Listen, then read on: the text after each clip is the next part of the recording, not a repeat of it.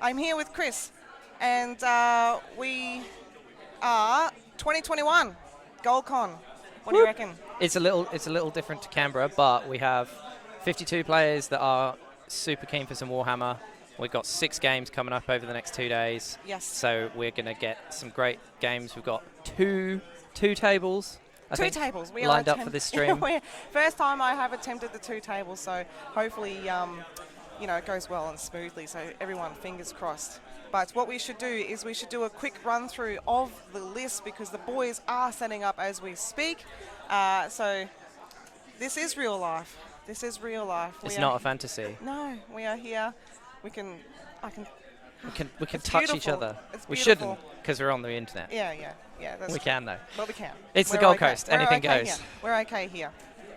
All right. So the first table that we'll go through Matt Gammy and Blake. Matt Gammy and Blake are playing. So unfortunately, Matt Gammy is playing Bonesplitterz. Not that that's unfortunate, but it's just like there is a story behind that. Unfortunately, he was playing Daughters of Cain. He had an accident, and unfortunately, his Daughters of Cain are now in a lot of pieces, which is just heartbreaking. Daughters of Pain. Daughters there, yes, Daughters of Pain.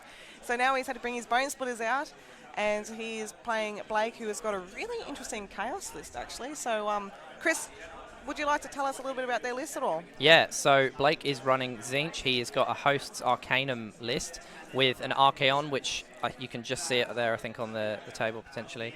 I'll flick over to it. It is one hell of a giant converted model. I think it's a take on the old split Tzeentch dragon. Split in half. It's absolutely massive, far bigger than the normal Archaon, which is saying something. So, he has got a Host Arcanum list, and it is Archaon, who's the general. Then he's got a Chaos Sorcerer Lord on Manticore, who has got the Fang Circlet, which is going to let him summon in 6 free Screamers when he wants them. And then he's got a Chaos Lord on Demonic Mount. And then for Battle Line, he's pretty light on. He's got 5 Chaos Warriors, 3 Screamers. And then he's got a unit of 10 Knights, though, which is going to pack some punch. And then he's got that all-important War Shrine, so he can dish out rerolls to hit and wound. And the Chaos Sorcerer Lord, obviously, with his Oracular Visions, can dish out a reroll save. So could have a pretty buffed-up Archaon going in there at some point with rerolling hits, wounds, saves, and doing some work. And he's also 1970. So across the weekend, he's going to have pretty good bids at getting a triumph in all of his games. Yep. That's awesome. So, and then have we gone through Gammy's list yet? Yeah, so then he is playing the lovely Matt Gammy. Beautiful man in Warhammer. He is playing the Bonesplitterz. He has got the Drakfoot War Clan. So he has got a Wargog Prophet, who is the general. He has got Brutal Beast Spirits as a spell. And then he's got a Savage Big Boss with the Burning Tattoos. He's got a Wardock with the big Wargog Mask. So he's going to hopefully roll hot and just keep pinging mortal wounds from that bad boy. And then he has got Cunning Beast Spirits, and he's got a second Wardock with Breath of Gorka Morka. And then he's got 20 Arrow Boys, 20 Savage Oryx, 6 Big Stabbers. Ooh, so they are going to be running towards Archaon as fast as they can, I think. Yeah, definitely. And going for that final fling. And then he's got a Rogue Idol as well, so a big rock as well that's got some hitting power. And then he has got the Cunning Ruck that you would expect. And he comes in at 1990. 1990. So Blake is going to get the triumph in this matchup. Yep. Awesome. Yeah, pretty cool list, actually. Over here, though, it's going to be pretty fresh for a lot of people because we haven't been able to play a lot of Warhammer for quite a while, which is understandable. A lot of people around the world are going to be in the same boat. So it'll be interesting to see how we go, everyone getting back into their groove. But it looks awesome. Like, the event is great. We're at a Hinterland Hotel on the Gold Coast. We're going to have a bar here as well. Everyone is just absolutely amazing. Yeah, I mean, no drops overnight out of 52 people. Yeah. Is great. It's great. So we'll go to table 2, and this is table 2. So again, Chris, being the wonderful man who knows a lot about Warhammer, can you run us through these lists as well? So we've got Henry Wagner playing Seraphon. Yep. And we have Tristan Smith, who is playing Nurgle. Nurgle, yeah. So I'll go through Henry's list first. So Henry is running Thunder Lizard. So he has got Croak, as you'd probably expect if you're Tournament Seraphon. We're starting off with Stellar Tempest, but remember he can change that each hero phase for what he needs. He's got the Astrolith Bearer for extra casting and range. Saves as well, and then he's got the Oracle on Troglodon, who's got the Cloak of Feathers, so that's going to give him +1 save and let him fly. And he's going to be able to use that Trog, obviously, to project Croak's spells out anywhere on the battlefield. So he's going to have real range threat, and it's going to be quite hard to take down with its good save. And he's got the artifact that you need to take, Fusel of Conflagration, so might be able to ping off some mortal wounds at range. That's good. And he's got, obviously, the Skink Priest for the +1 to hit.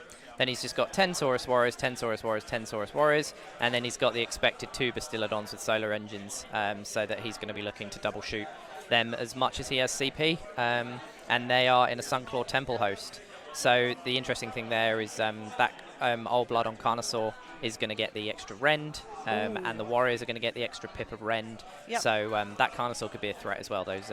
Those attacks with Rend 2, damage 5, they could put some hurt through. And then he's obviously got 3 endless spells. So he's got the Bound Burning Head for reroll 1s that he can just sit with those Bastiladons, so they're more accurate, which is great. Bound Geminids, you auto-take in Seraphon, right? And then he's got the Balewind as well for Croak. So this is a pretty optimized list that's not in Fangs. If you're going to take Thunder Lizard, this is close to optimized, I think. Yeah. So we just need to find out from the table bosses when they get a minute, like whose player B, so we can put some names in there as well. So we'll have to see whether we can get in contact about that. But I will see if I can get this wonderful drawing program working in the meantime. Yeah, while Gemma's doing that, I'll just run through Tristan's list.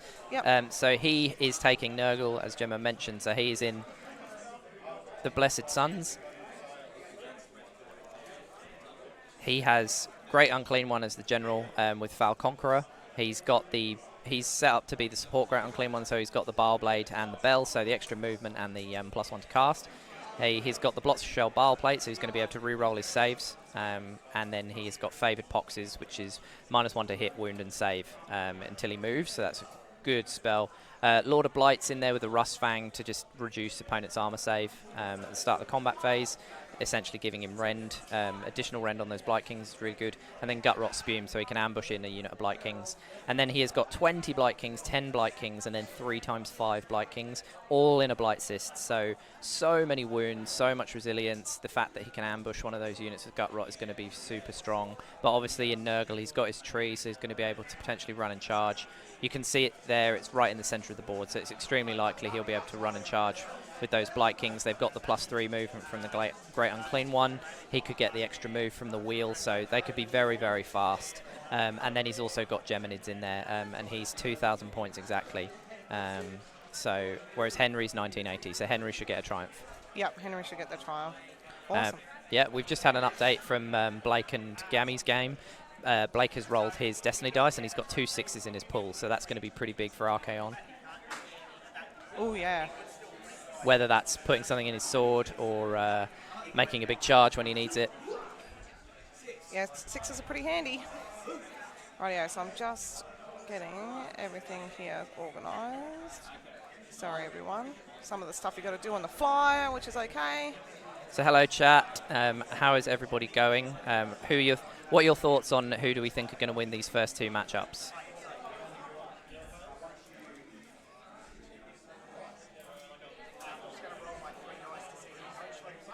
Cool. T-Man Cash, viewing from Ottawa. Got some views from Canada coming in. That's awesome. Great. Hello. I'm pretty excited. Like, this is my first time on stream, so I get to chat, which anyone who listens to the podcast knows I like to do. Alright, so I'll just test this out. So I'll circle this big guy over here and see what happens. That's pretty good. That's pretty close.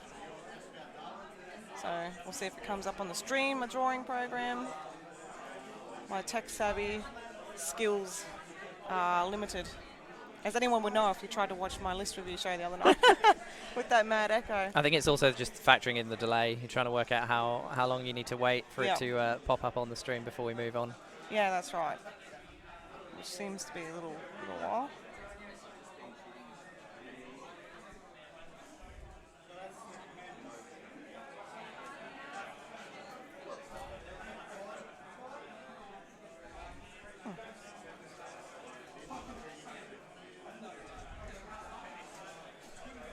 Right, yeah. So it seems. Do you mind just contacting the table boss and just asking who the players are? As well, please. Pretty please.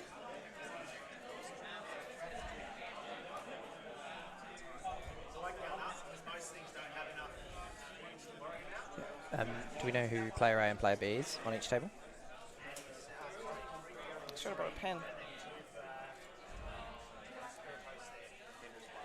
Okay. Rightio, so I will just change these names.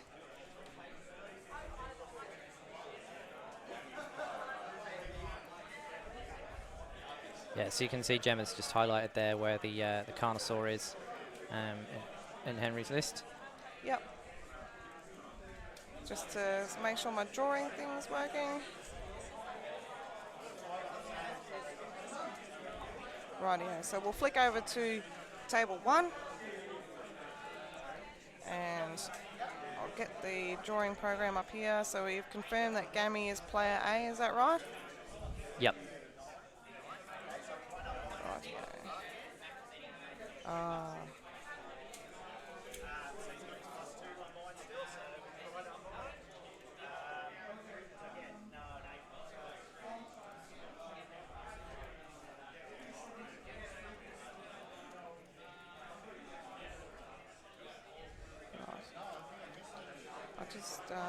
That's good.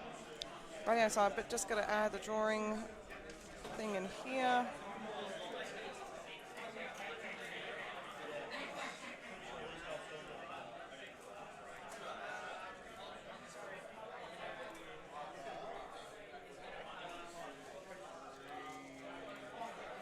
Yeah, so you can obviously see here Tristan is, I think he's taking first turn. He's going in, he's running up that big block of Blight Kings straight into Henry's lines, I think. They're all near that tree, so they're definitely going to be able to run and charge.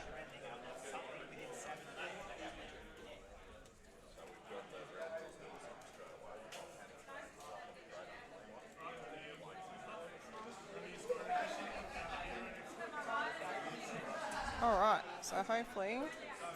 So we just had an update straight away. Round 1, turn 1. It's hot outside. The volcanic terrain in Akshi is burning up. The volcanic went off, did mortal wounds onto the Great Unclaimed One, and then he plague winded to heal up. Oh, rightio. So we'll flick over to that table, and I just got to change the names, unfortunately, everyone. So we'll see what happens in the game. Looks like it's super aggressive at the moment. Super aggressive. Getting across that table quick.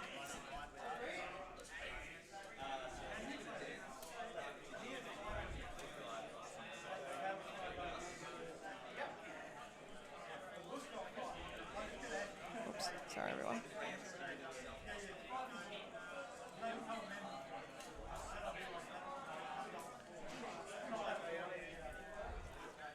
Gemma, we've been asked, is this going out on YouTube? It will be, yes. Yep. So as soon as this is done, I'll edit it and I'll upload them on the YouTube channel as well. It's not live to YouTube at the moment. It's only live on Twitch, but it will be going on our YouTube channel afterwards. Yeah, definitely. So you go. I think Gammy's chosen to go first, and he's moved up. I think he's used CP to get some runs, get some a 6 for a run. Oh, awesome. Cool, so... Oh, look at the special handshake. Special, was that like the... Yeah.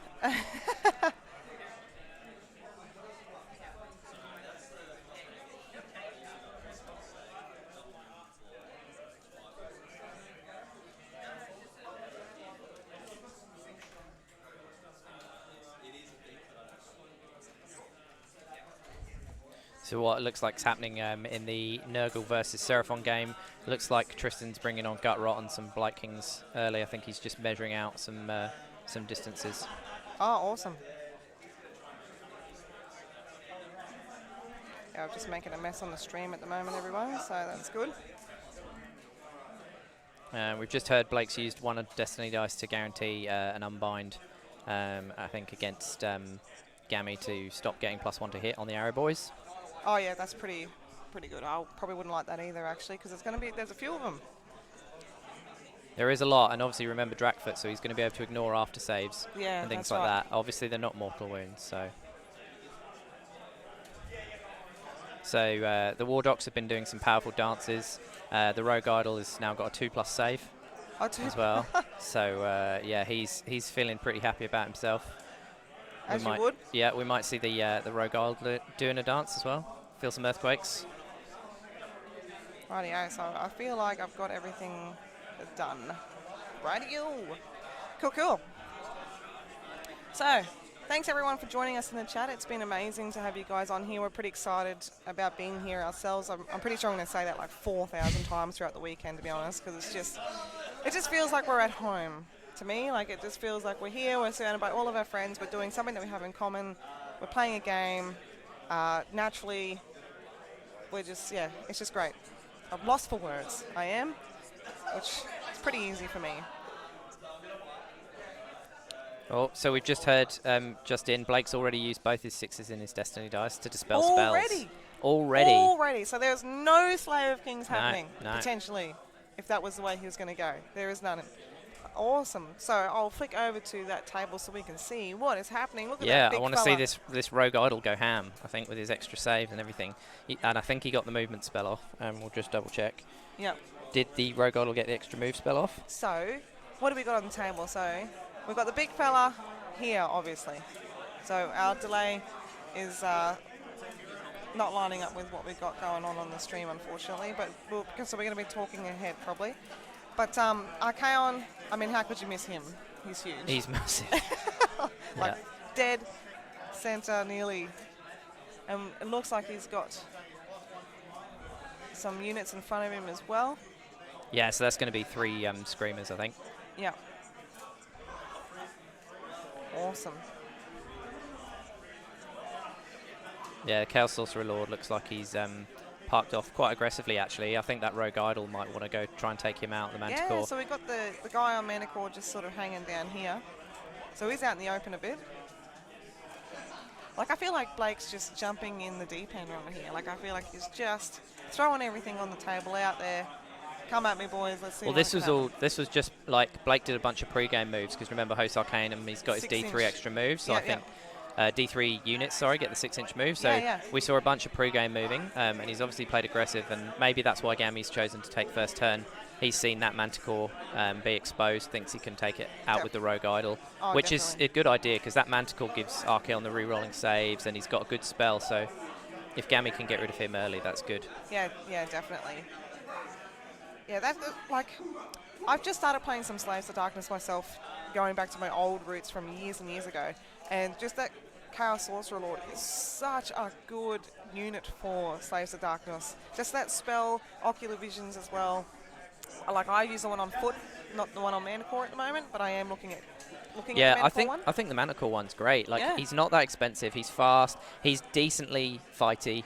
Yep. His spell's phenomenal, and re-rolling saves. He's a really good support piece, and I think you're going to start seeing him more and more. Oh, definitely. Well, I think Dave Kerr is possibly running 2 on foot or something in his list. So, like, being able to have 2 lots of Ocular Visions out is really, really cool.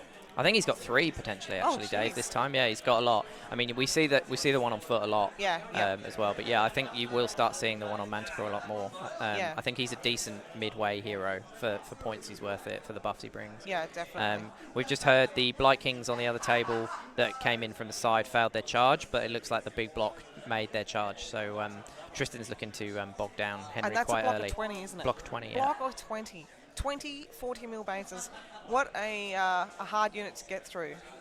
Yeah, I mean, let's see if that's 80. Let's see if 36 shots from Bastiladons, wounds, 80 plus wounds in that hitting unit. on 3s, re-rolling 1s can do it. Yep.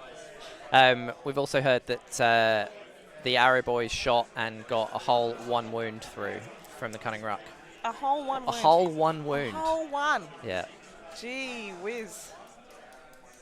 That's sad, isn't it?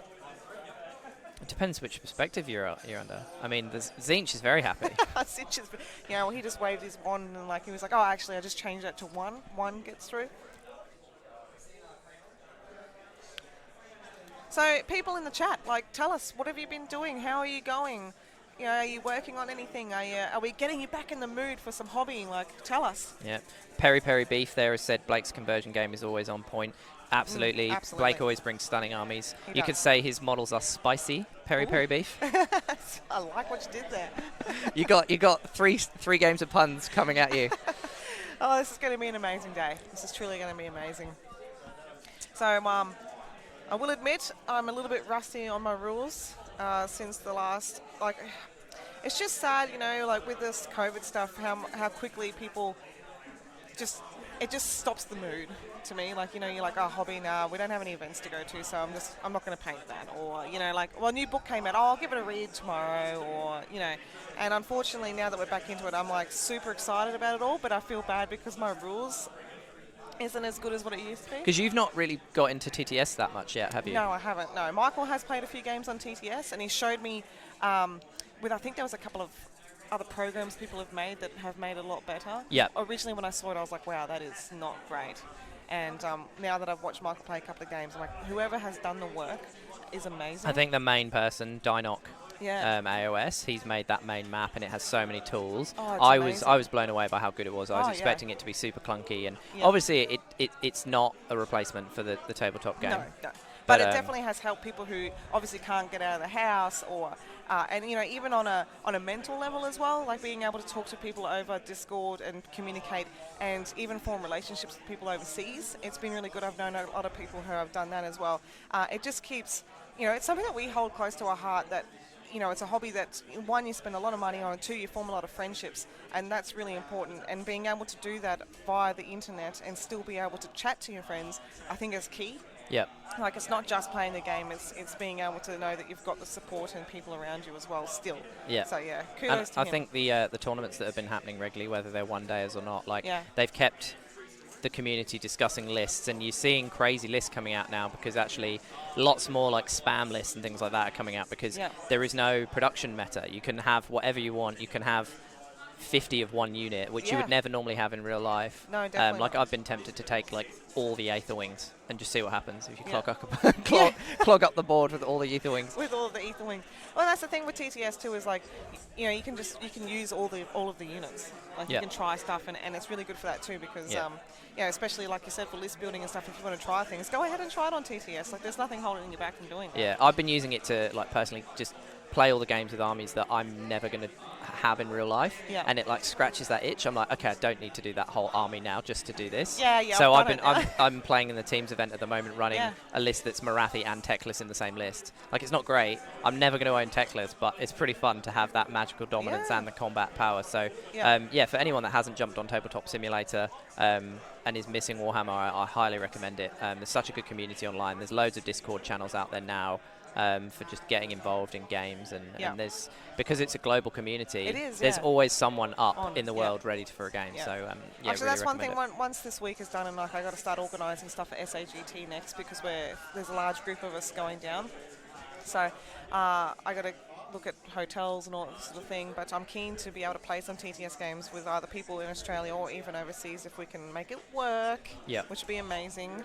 I've heard only 3 Saurus Warriors died Oh. on the first game, so maybe we want to flick over to that table and Let's see go to that see table. how that combat's going. It's a bit hard to see, but you've got 20 Blight Kings into a unit of 10. Yeah, so I will just circle that. I know we're a little bit behind on the lag, people, but we'll catch up. We'll catch up. Those Blight Kings, by the sounds of it, must have whiffed quite hard, given that they're only damage 1, so the whole coalesce thing of ignoring one damage isn't having any impact, and he's still only lost 3 Saurus Warriors, so not quite sure what's happened there. He's obviously had some bad luck there. I think Tristan with his dice rolls to only kill 3. Yeah. But it does look like he's probably tagged those, at least one of those Bastillodons looks like it's within 3. Yeah. So it's going to have to shoot at that block of 20, so that's Yep. probably why Tristan's decided to go hard and go for that charge. Yeah, so it definitely looks like probably... I think Henry's this one, screening yeah. wasn't maybe great. He's maybe opted to protect Croak over the Bastillodons and stop them getting locked down. But at the same time, I think he was always going to want to kill those 20 Blight Kings anyway. And so having to shoot them, he's maybe not too bothered. I think if he can get, like I say, 36 shots into them, 3s rerolling 1s, damage 2, he's going to chew through them pretty quick. And also, they've come straight into range of Croak's spells as well. So turn 1, Croak's going to be able to hit them over and over and over. But in saying that, though, is that what sort of Tristan is doing? Like, is that unit of 20 not only it's a lot of wounds, and it'll be interesting to see, because Seraphon can put out a lot of damage as well, like between all the phases. Yeah. You know, interesting to see what and how he uses that block of 20, because at the moment, Henry has to try and get rid of that unit, and everything sort of looks like it's going to be focusing on that unit. Like you said, the 3 Bastillodons behind it, one definitely looks like it's in 3-inch range. You got Croak. You know, what's he going to cast his spells on? Is he going to try and get rid of that same unit as well?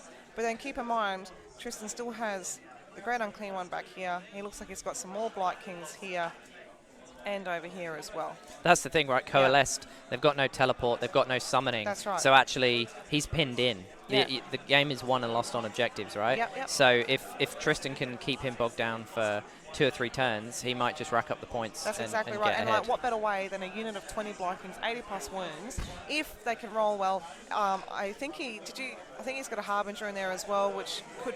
I'm not sure exactly where that is on the table. But if he's providing that after save on those guys as well, like, you know. We've just had something pretty major come in from the other table. Tell me. Let's switch to the other table, baby. Okay. So the Rogue Idol has failed his charge. Failed. Look at this. And that's what we're here. That's what we're here for on failed charge, right? Failed charges. Right. Failed charge.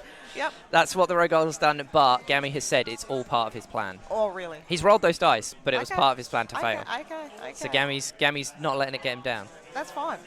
He can't. The poor bugger's already lost the Daughters of Cain. I thought you were saying he's already lost. No. I'm like Gemma with the early call there. Yeah, he's done. May as well go straight to the bar. Okay, no, definitely not like that. Always stay positive. So it looks like he's trying to count up how many models are going to be in range, fighting those Screamers. Yeah. Yep. Awesome. And Screamers are only on a 5-up save, so I think even Oryx can probably do some work and get rid of it. And that is the one thing, right? Blake has not got that many bodies versus Gammy. He's got lots of bodies. Yeah.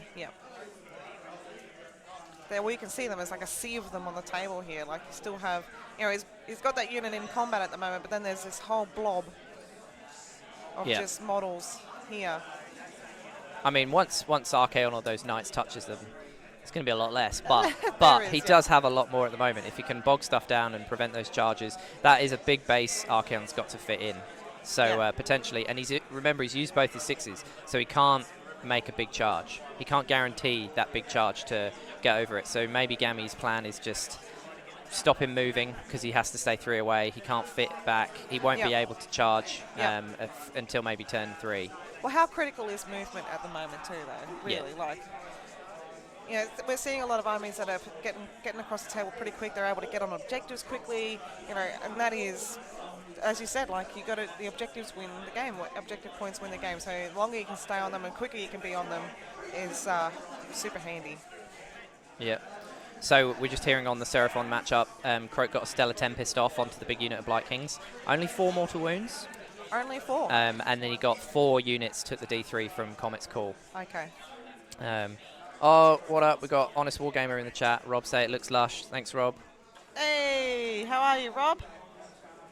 The Archaon, Mr. John Stark, is in a Host Arcanum list. So we just need to find out from the table boss when we get a minute too what some of the objective points are, so I can change those fellas on the screen too and keep everyone updated. Yeah, at the moment I think it's probably turn 1. Yeah, I think we've swapped over to Henry's just be turn. Henry is his turn 1 now. Yeah. So we'll have to see how many points Tristan scored. Yeah. So we'll have to get in contact.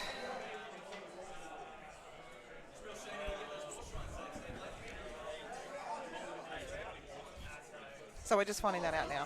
Just overheard Gammy giving Blake some trolling Blake, saying, "What a shame you don't get those War Shrine saves with his Drakfoot." Yeah. Cool. So we heard there Tristan got 4 points on his first turn. So okay, no worries. I'll keep that in mind when we swap over to that table. In other news, I think Dennis popped over and said we've had a Maw Crusher make a big turn 1 charge into 6 Blood Crushers on one of the tables. All right. So the Oryx doing what they love to do and getting stuck in. Getting stuck in. That is, they're aggressive. I love them.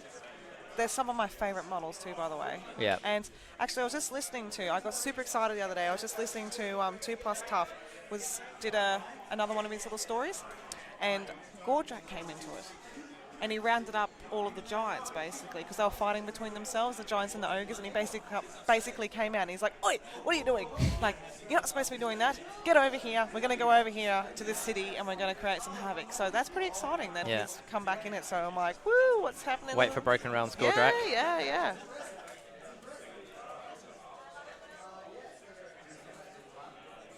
Actually, I really like those little stories that he does because they're only about 20 to 30 minutes long, so you have time to fit them in your day. Yeah.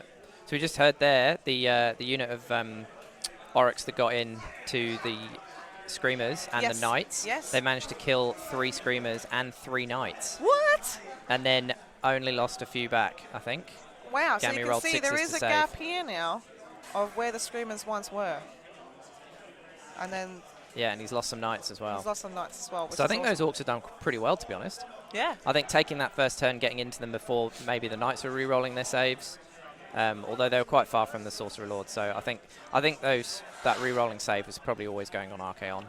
Yeah, well, he is the big guy of the match, isn't he? Like, you sort of want to protect him. Unfortunately, for an 800-point model, he still needs to have some help from his little minions. Well, that's the thing. He's 800 points. He's 1 model on objectives. Yep. Yeah, exactly. Yep. Yeah, and I think actually Gammy's had a very good turn 1 here because getting into those Knights, they're not going to get their bonus damage from charging. Like, they're not actually necessarily going to kill that much without charging. And Gammy's bogging him down, and he's killing his numbers. So Gammy's doing what he can, I think, here. He's actually in a pretty good position against the host Arcana. I think that's super smart, too, because the Knights, most people take them, so they do the more damage on the charge. And if you could stop that from happening, then they literally do die pretty quickly. Yeah. Yeah, I've seen that, because, I do have a unit of 10, which I've recently split up into 2 units of 5. Because I just wasn't sure which was the better way to run them. And if you do not get the charge off, yeah, it's not great. Yeah.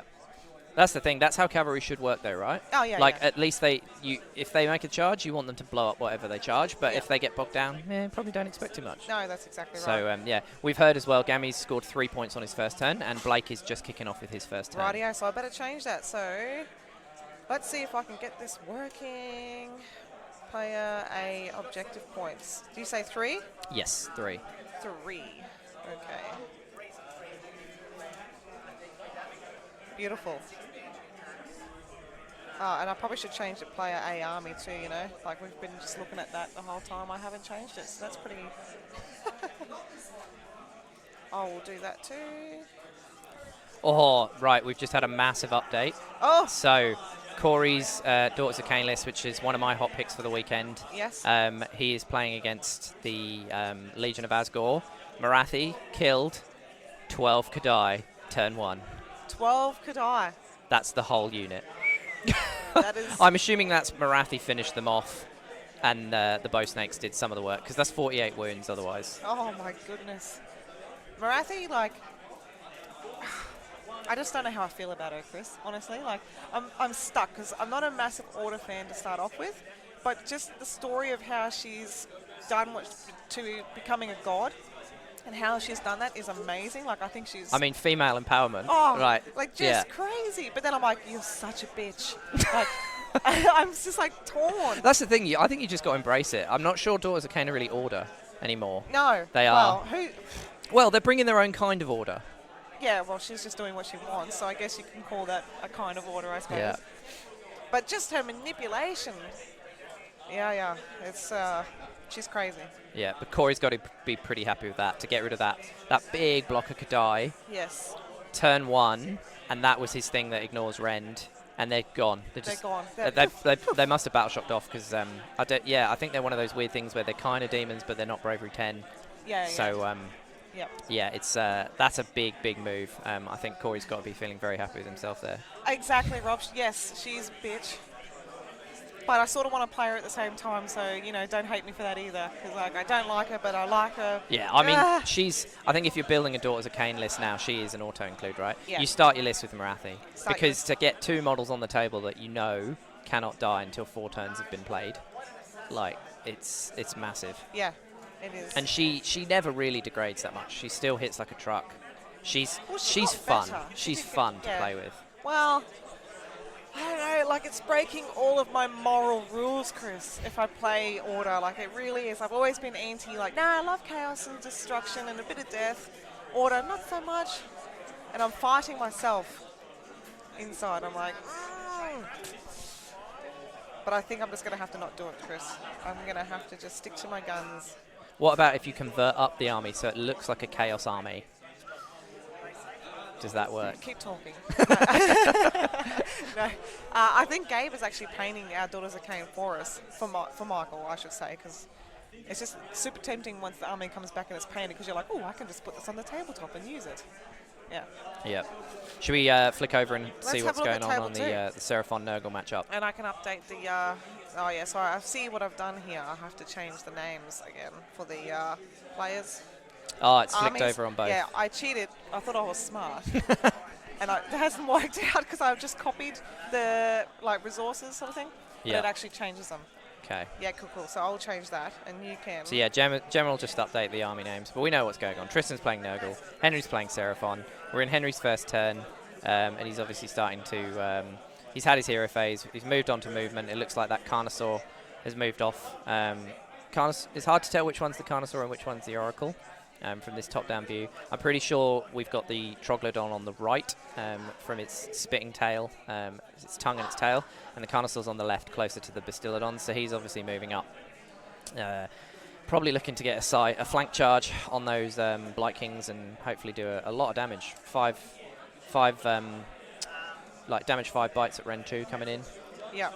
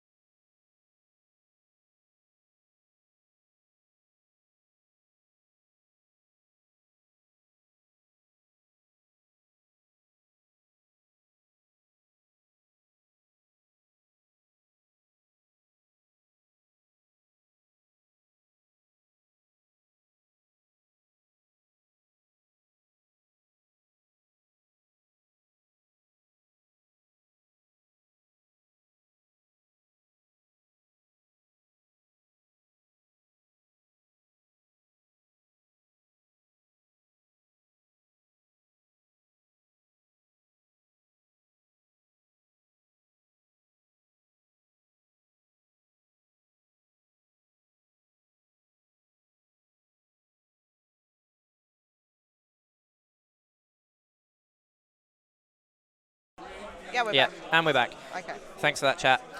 So yeah, we're just saying there in terms of the Seraphon matchup, Henry obviously a little bit on the back foot at the moment, having to fight off all of that Nurgle, but at the same time, the scenario we're playing in Total Conquest, you score additional points for taking it off your opponent and additional points for having a leader nearby. So Henry's got a lot of leaders, and if he can kill all of those Blight Kings within the first couple of battle rounds, and then he kills off Tristan's army, he can score a lot of points in the latter turns and catch up. So Yeah. I think once we get to about round 3 and we see what the table looks like, I think we'll be in a better position to see what's going on. But Yeah, 100%. I think Seraphon have probably got the better chance for the late game here.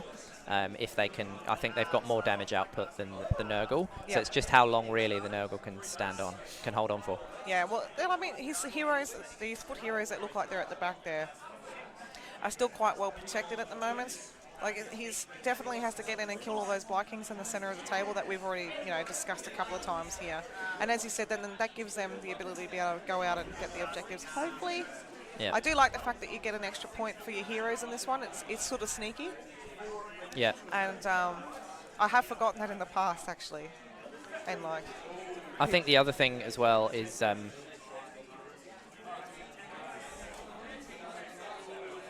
that unit there. yeah, don't forget we've got Gut Rot on this unit of Blight Kings that Tristan brought over. So by making the charge with the Carnosaur over here and dealing with this block of Blight Kings there, he's ignored this unit of Blight Kings here and left his Bastillodons wide open. Yes, so if Tristan wins that priority, that other Bastillodon, I think it's already locked down potentially by the block of 20. But this unit of Blight Kings is completely free to move in and also start hamming up those Bastillodons. Bastillodons, yeah. Yep. Takes the edge off too.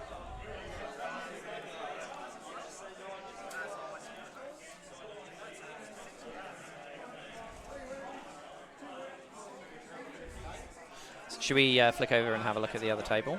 Yeah, I can do that.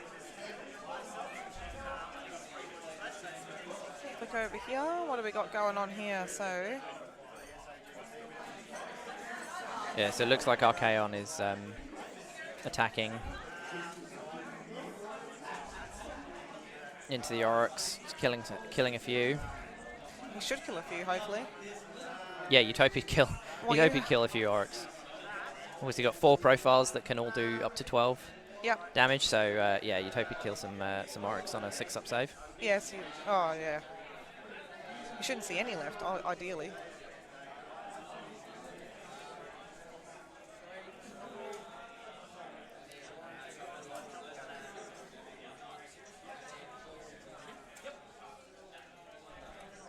So hopefully people can see the objectives too. So in this one we got one here, one here, one here. Yeah. And then I'd say the other one must be just about there here. Under one of Archaon's massive wings. Yeah. So unfortunately we wasn't able to bring the larger clear ones for the stream. I left them at home, so that is all on me. Okay, so we've just heard that the Carnosaur killed 3 Blight Kings on the other game. Oh yeah, yeah. So that's not bad. That's 12 wounds. Yeah, that's 12 wounds. Actually, I have heard of a Carnosaur taking down Archaon in one round of combat too. It's pretty impressive. Yeah, that happened to Michael on TTS the other day. He was playing Mike Watson from the Gold Coast here. He's a local. And yeah, they played on TTS and the Carnosaur just come across and just like one-shotted Archaon straight off the table. Michael's like, oh, okay. What we've just heard there as well is the game Gammy against Blake. Blake summoned on the 6 Screamers that were summoned, and they've moved because they get to move because obviously it's a hero phase summon in Host Arcanum, so they get to move. They've made the charge into the Rogue Idol, so obviously hoping that they'll get that D3 damage into the monster. Yep, so that's just down here. Although they haven't got any rend unless he's spent a CP to give them a point of rend. But if that Rogue Idol's still sitting on his 2-up save, I don't think those Screamers are going to do too much. No, no. I mean, I just played Rob the other day with him playing 63 plus 6 Screamers into 3 a beast heavy list. Well, probably not that beast heavy for Beast Claw Raiders, but yeah, 3 monster list, and the Screamers, they killed a few Stonehorns. Oh really? They did okay. Yeah. But they're not overwhelming. Yeah. But it's just good too because he's sort of just thrown them into the Rogue Idol, trying to hold them. But are they going to do that job? You know, are they going to survive that combat with the Rogue Idol? Because he's pretty punchy. suppose it all comes down to who wins priority next turn too. That's pretty exciting. Yeah, turn 2 priority is still so crucial. I think in so many games, turn 2 priority is a big role, but it by no means is, oh, well, you've won the game at all, but it can really dictate it. But sometimes it's, even if it dictates it so that you want to win it because you want to give it to your opponent. Like, it's such an important role, I find, turn 2. Well, there is a couple of scenarios now where you sort of, it does make you think about that a little bit more, especially because you can, if you give it away, then you can burn an objective of theirs and sort of that sort of stuff. So, which I really like in the scenarios now, because it's not just like, I won, yeah, I'll take the turn, you know, double, or oh, actually, maybe I want to get rid of that objective now. So, do I give them the turn so I can do that? You know, there's so many different elements now, which I think is really cool. Yeah. Because normally I'm greedy, and if I win a priority, I get super excited. Yeah, everyone's like, oh, you're taking it, right? Yeah. They just bait you. Yeah, you should have it. Yeah, you should do it. Yeah. Not necessarily. I have lost games over that before. So just in the Nurgle Seraphon matchup, we're hearing that the Saurus Warriors had to take 17 saves against the Blight Kings.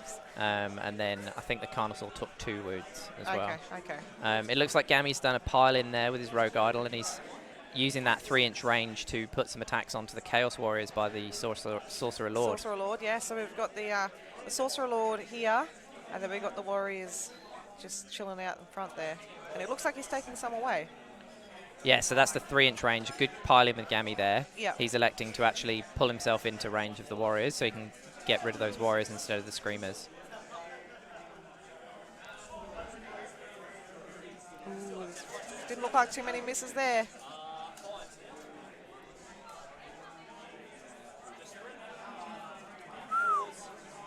So while these games are going on, we've got 52 lists here, Gemma. What took your eye when you were going through and having a look at those lists? Definitely Corey's list, the Yep. Daughters of Cain list.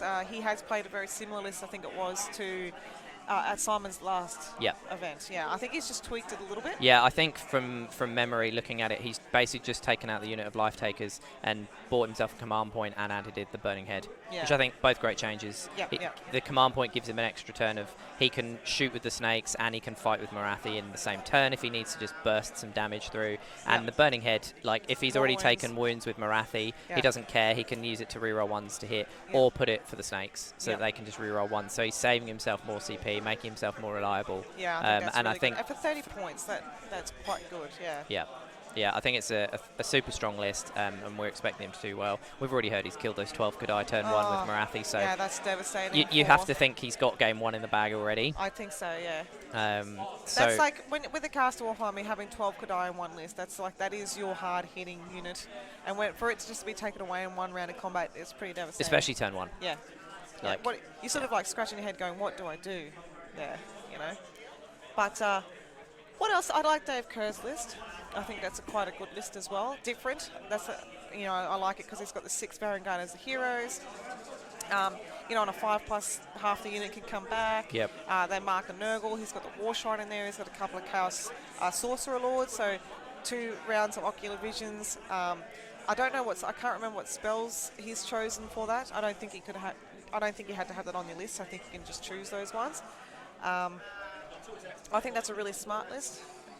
Yeah, it's those. Yeah, I think it's those. I think he's gone for 3 Sorcerer Lords this time. I think he had 2 at Simon's last event. I think he's gone 3. So I think basically he's like, I want to reroll all my saves on all my important units. Yeah. And I will do it because there's no dice rolling. That's the thing with them. Like they're so good, it's guaranteed. Yeah. Like just saying, I've got a guaranteed rerollable save. Yeah. Oh, so that's strong. Unbelievable. And Vanguard, they've got a 3-up. Yeah.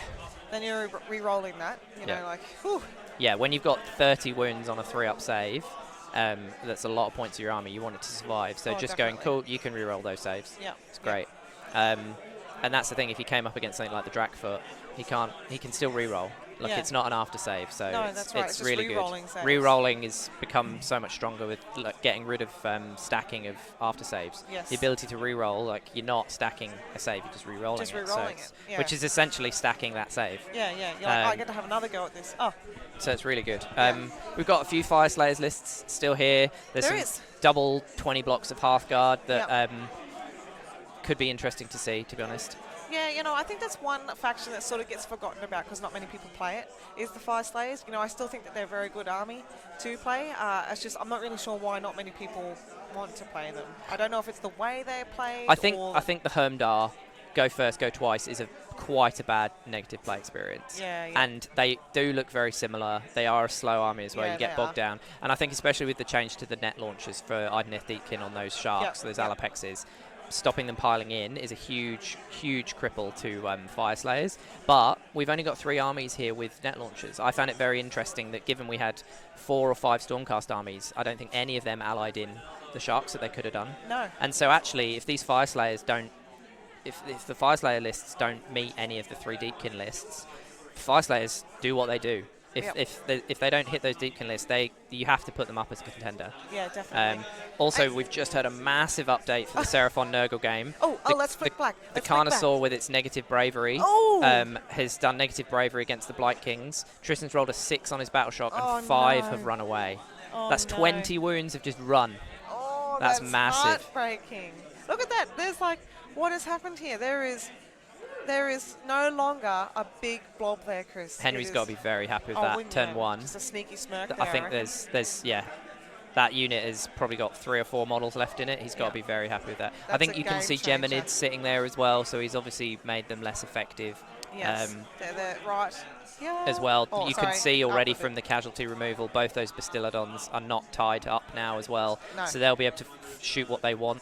Obviously, if Tristan gets the priority, as we said before, those Blight Kings could come in. Tristan has just won the priority. We've just had that come in. Okay, cool. So how many points it'll be interesting is to see. Seraphon on? So we'll find out that. Oh, back to the list. I just remembered that there is... we just heard some screaming over there. Good-o. We've heard on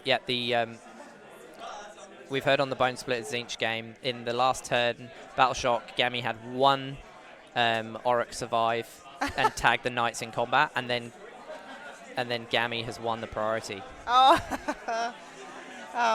So that's an interesting choice though now, because if he decides to take the priority, you have to think he's either got a retreat, so then the Knights are free to move a charge, or he's got 1 Auric and he's not going to survive that round of combat. Yes. So now is Gammy going to potentially give away that turn? Yeah, that is a because good point. the Knights are locked down. But it's only 1 Auric. Yeah. Archaon is there. Does he want to Mortal Wound it off with a spell potentially? Who knows? Yeah, that's true. All these decisions, it sometimes makes it harder to make the choice, though, because you sort of start fretting about everything that's happening on the table, which is the right choice to go with. Another list I like is Tim McDivitt's, with all the small units of Engine Riggers. I think that's a really interesting order list. Hyper mobile, right? Yeah, definitely. And if he parks them in cover as well, they're sitting there on 3-up saves. Yes, yeah. And he's also got Gotrek in that list as well. Yeah. So, I mean, he's not very fast, but everything else is. Yeah. But that's the thing as well. If you can get him onto an important objective, turn 2, and people can go one side of objective or not, but in terms of if it's something like this where late game you can take it off your opponent, he's like, if you've got a leader there to score you extra points, that's right, they can't go within range of that objective Yeah. because Gottrek's going to kill it the next round. Easily. And then it's just like, okay, how many units can you feed me? Yeah. So I still think nom. he's useful. You don't necessarily have to run him all the way across the board. You just got to get to the middle. Yes. And go, this one's mine. This one's mine, thank you very much. And I get an extra point. Seraphon is another, there's a couple lists here that have like 1 billion skinks. Yeah. Yeah, I mean, you've got 3 or 4 Fangs of Sotek lists with big blocks of skinks, Star Priest. They're all tech to the max. Nick any of Cambridge them could take it. Nick Cambridge is one. Actually, there's a bit of a mirror match happening over there, to be honest, because Nick Cambridge is playing Chris Wilcox. They both play Seraphon, and they both have 140 skinks in their list. So they're just skinking each other over there. So we'll see how interesting that goes. It'll be interesting to see if we get some information on that one at some point, because I was really interested to see how they all affected each other. Or what turn they got to with 280 skinks on the table. Yeah. I had to play against 140 skinks at Simon's last event. And Chris is really good at moving them around the table, to be honest, and he's quick with them. Yeah, I suppose you have to be when you Chris came from Kings of War, right? Yes, he's an excellent Kings of War player as well, top Australian player. Yeah, wow. Yeah, and he's been around for a long, long time, so he knows the gaming community. He knows how to. Yeah. What am I trying to say? I can't even speak English. He just is good at gaming. He's been around for a long time. He's been around a long time, but he understands how gaming works. He's quick. He gets the concept. Yeah. I have so much respect for anyone that can play multiple game systems. Yeah. To like a big knowledge base. Yes. Like I like to think my knowledge of AOS is pretty good, but that's because I just play AOS. Yeah. Like I couldn't take 40k on. I couldn't take another game system on. No. So anyone that can play at a good level across both, they have a phenomenal mind. They do. It's hard enough for me to try and hobby and play, let alone try and do multiple gaming platforms. So we've heard in the Tzeentch versus Bonesplitterz matchup, Gammy won the priority and he has taken it, and then he's failed all of his dances.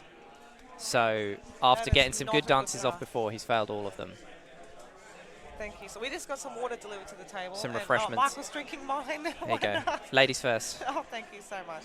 Is it water or is it tricked? Is it like gin or something? Okay.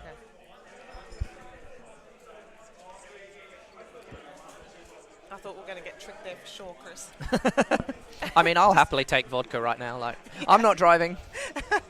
No, that's the good thing about this venue too is a lot of us are actually staying here because there's rooms available. So it makes it easy just to walk straight out of here, go and socialise and go to bed.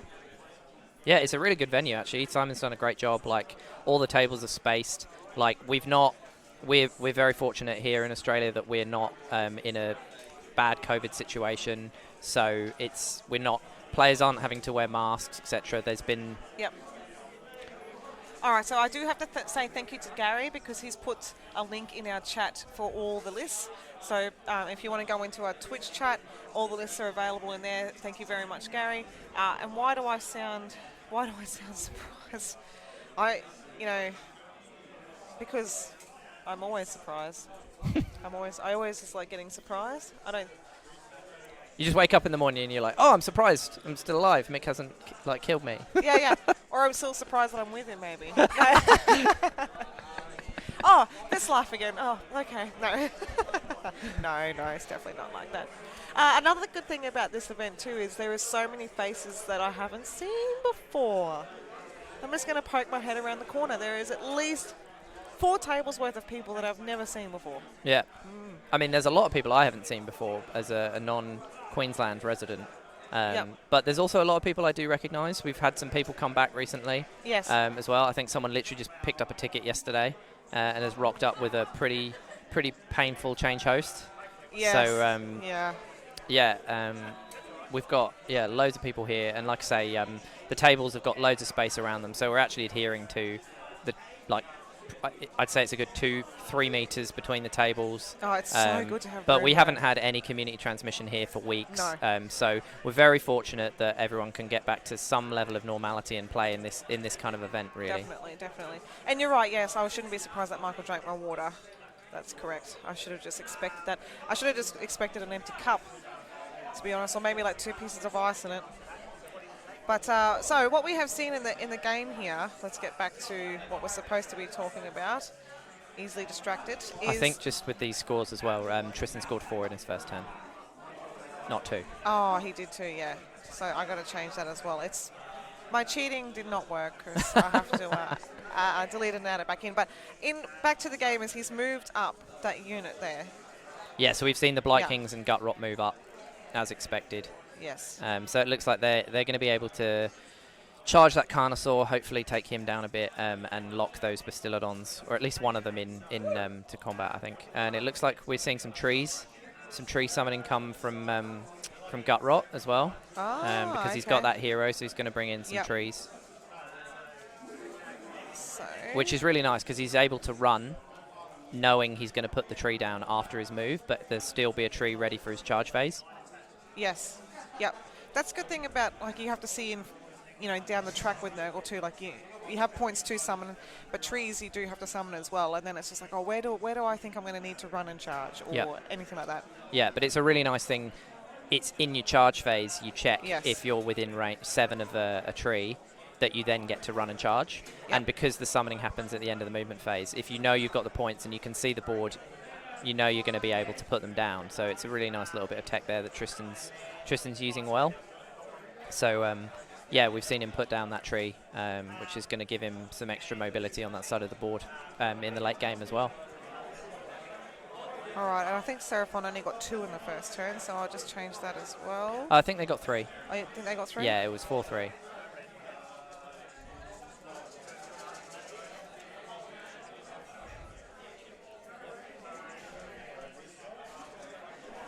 Yeah, in terms of other strong lists, I think, yeah, Fire Slayers, I think any of the Seraphon lists could take it. Probably more likely to be a Fangs of Sotek, if I'm honest, just because of the bodies.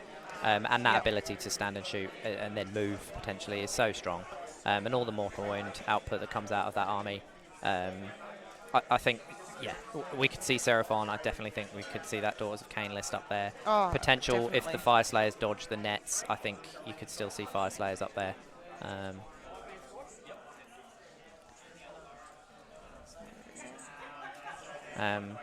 And there's some, yeah, I mean, we've got Bone Reapers here.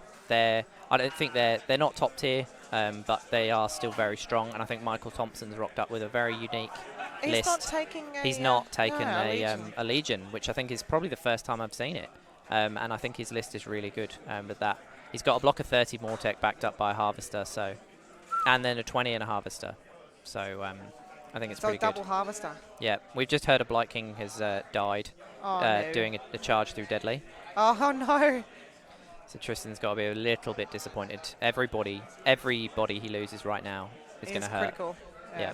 But that's the same with Henry. He doesn't have that many bodies. So I think he's been sensible using at least one of those 10 warriors at the back out of the way to zone off those Blight Kings, because he's going to have them later in the game. And remember, I think they've got their drums so they can double their movement instead of risking runs. But if it comes to it, Seraphon generate a lot of CP. So late game, he's going to be like, oh, I need to run 6. Cool, I'm just going to make that happen. Like, there's so much redundancy in Seraphon. That's why they're so strong. They're in a tier of their own. They have an amazing hero phase. They have an amazing movement phase, shooting, combat, everything. I think they're also, there's a lot going on with them too. So if you can play them correctly, you deserve it. Like, there's a lot that they can do. You've got to remember everything. A lot of the priests do a lot of buffs. Yeah. There's lots of prayers. There's lots of magic. Lots of measuring out to making sure that all your stuff is in range. So, yeah, I reckon if you can remember all that and play it well, yeah, good on you. I think it's interesting as well that Tristan has taken first turn here, because I think the Seraphon double is so hard to weather. I think if you get the choice against Seraphon, the problem is they can always do so much if you give them the turn or not. Yep. I think you never really want to go, but I think you just have to always make Seraphon go first, because you cannot get doubled by Seraphon.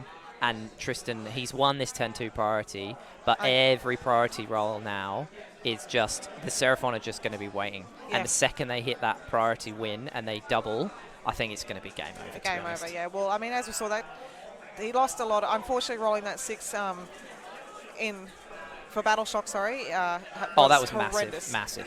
You're losing, like you said, 20 wounds. It's a core of his unit. Yeah, it is. Yeah. All running away. That is just unfortunate. But that is a dice game. Like, in the end, you take the risk, you roll your dice, and if you roll high, then so be it. Yep. So we'll flick over to table 1, and we'll see what's going on over there. I'm still seeing a lot of orcs on the table. They're moving up. Gammy's getting ready. Those big stabbers are lining up in front of those knights. So sounds like the arrow. Yeah, look, here they go over here. You can see their spears. Yeah. Just poking out the front there. Hey, they're not little. They're big stabbers. Well, yeah. It's in the name, Gemma. Big stabbers. They look little to me on the screen. Sorry, everybody. The fact that we can see them, they're probably pretty big. They're huge. They're just so you've got to hope that Gammy's. Oh, there you go. They've made their charge. They've gone into the knights though, not Archaon. So it's not their best target, but they're still high rend, high damage. So he's hoping to finish off those knights. Which again, Gammy's playing smart. He's going for the bodies. He is going for the bodies. Do you know what? He's like, Archaon, fine. You can have one objective a turn, and then I'm going to run something over there. Yep. We've also heard, though, that he had a much better shooting phase this turn. He's done 6 wounds onto Archaon with the arrow boys. Okay. Yeah, well, that's a lot better than last turn. I mean, if add the 1 maybe last turn, he's done a 3rd. Yep. So, yeah, look, he's definitely denied those knights from being able to charge again. So they were definitely Yeah. in Blake's next turn. Those knights would have been able to charge him. So just denying that. I mean, is honestly, really I slow. think it's hard to tell, but it looks like Gammy has probably retreated. Yeah, it looks like he's retreated that That lone one guy fella. that survived, knowing he was going to charge the knights with the big stabbers. And this placement here is super good because it means Archaon can't move.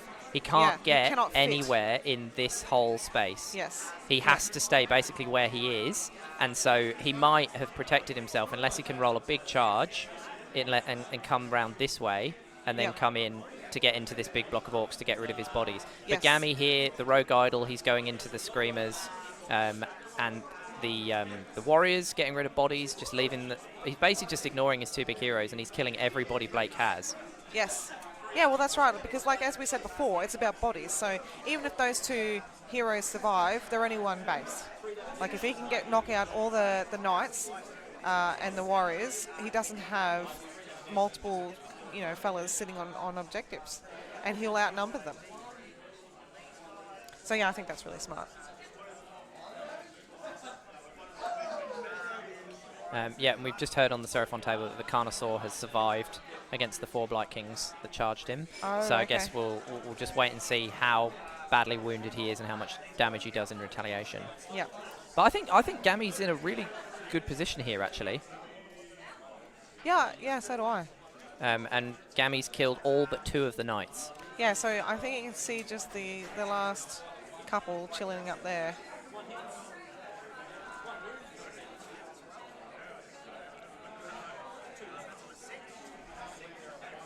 Yeah, so Gemma, you're going to Saggy T, SAGT if it happens. Yes, definitely. I wouldn't miss that tournament for the world. We've been going there. This will be our 3rd year in a row, I'm pretty sure, that we've gone down there. And we're hoping to stay at Glenelg on the beach because it's only like 15 minutes drive. And yeah, the venue's great. I have the best time down there. So yeah, I'm hoping. I haven't chosen what I'm playing yet though. So we were all talking about Slave to Darkness lists, so we'd all take Slave to Darkness. But yeah. Different, like one Khorne, one Nurgle.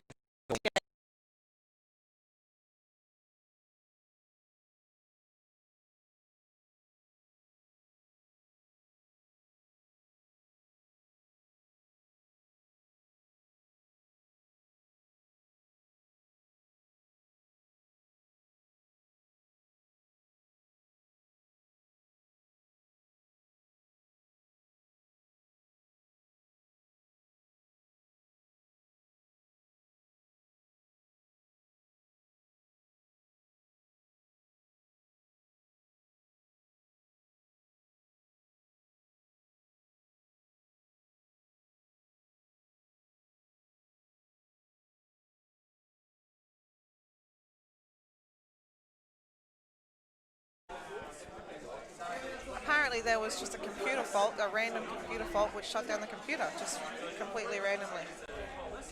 So hopefully that doesn't happen again. It just came up and said that it needs to do a restart. So random. Our system's successfully been scanned though, so Bill Gates has all the information he needs on this tournament. Yeah, they now know where we are. I'm just checking COVID safety. Yeah, that's right. They can just satellite spy on us. Cool. But in important news, I got a Southern Comfort, so you know. Nice. I've got a Canadian club. We're not sponsored, but we will just say brand names. Yes. Thank you to Southern Comfort. Rightio, so we should be back. So I'm pretty sure Seraphon are only on 2 objective points, so I'll just change We're just that. double checking that, the scores with the table boss. And then what's I'll going on. So just to recap, what we missed while we were down is...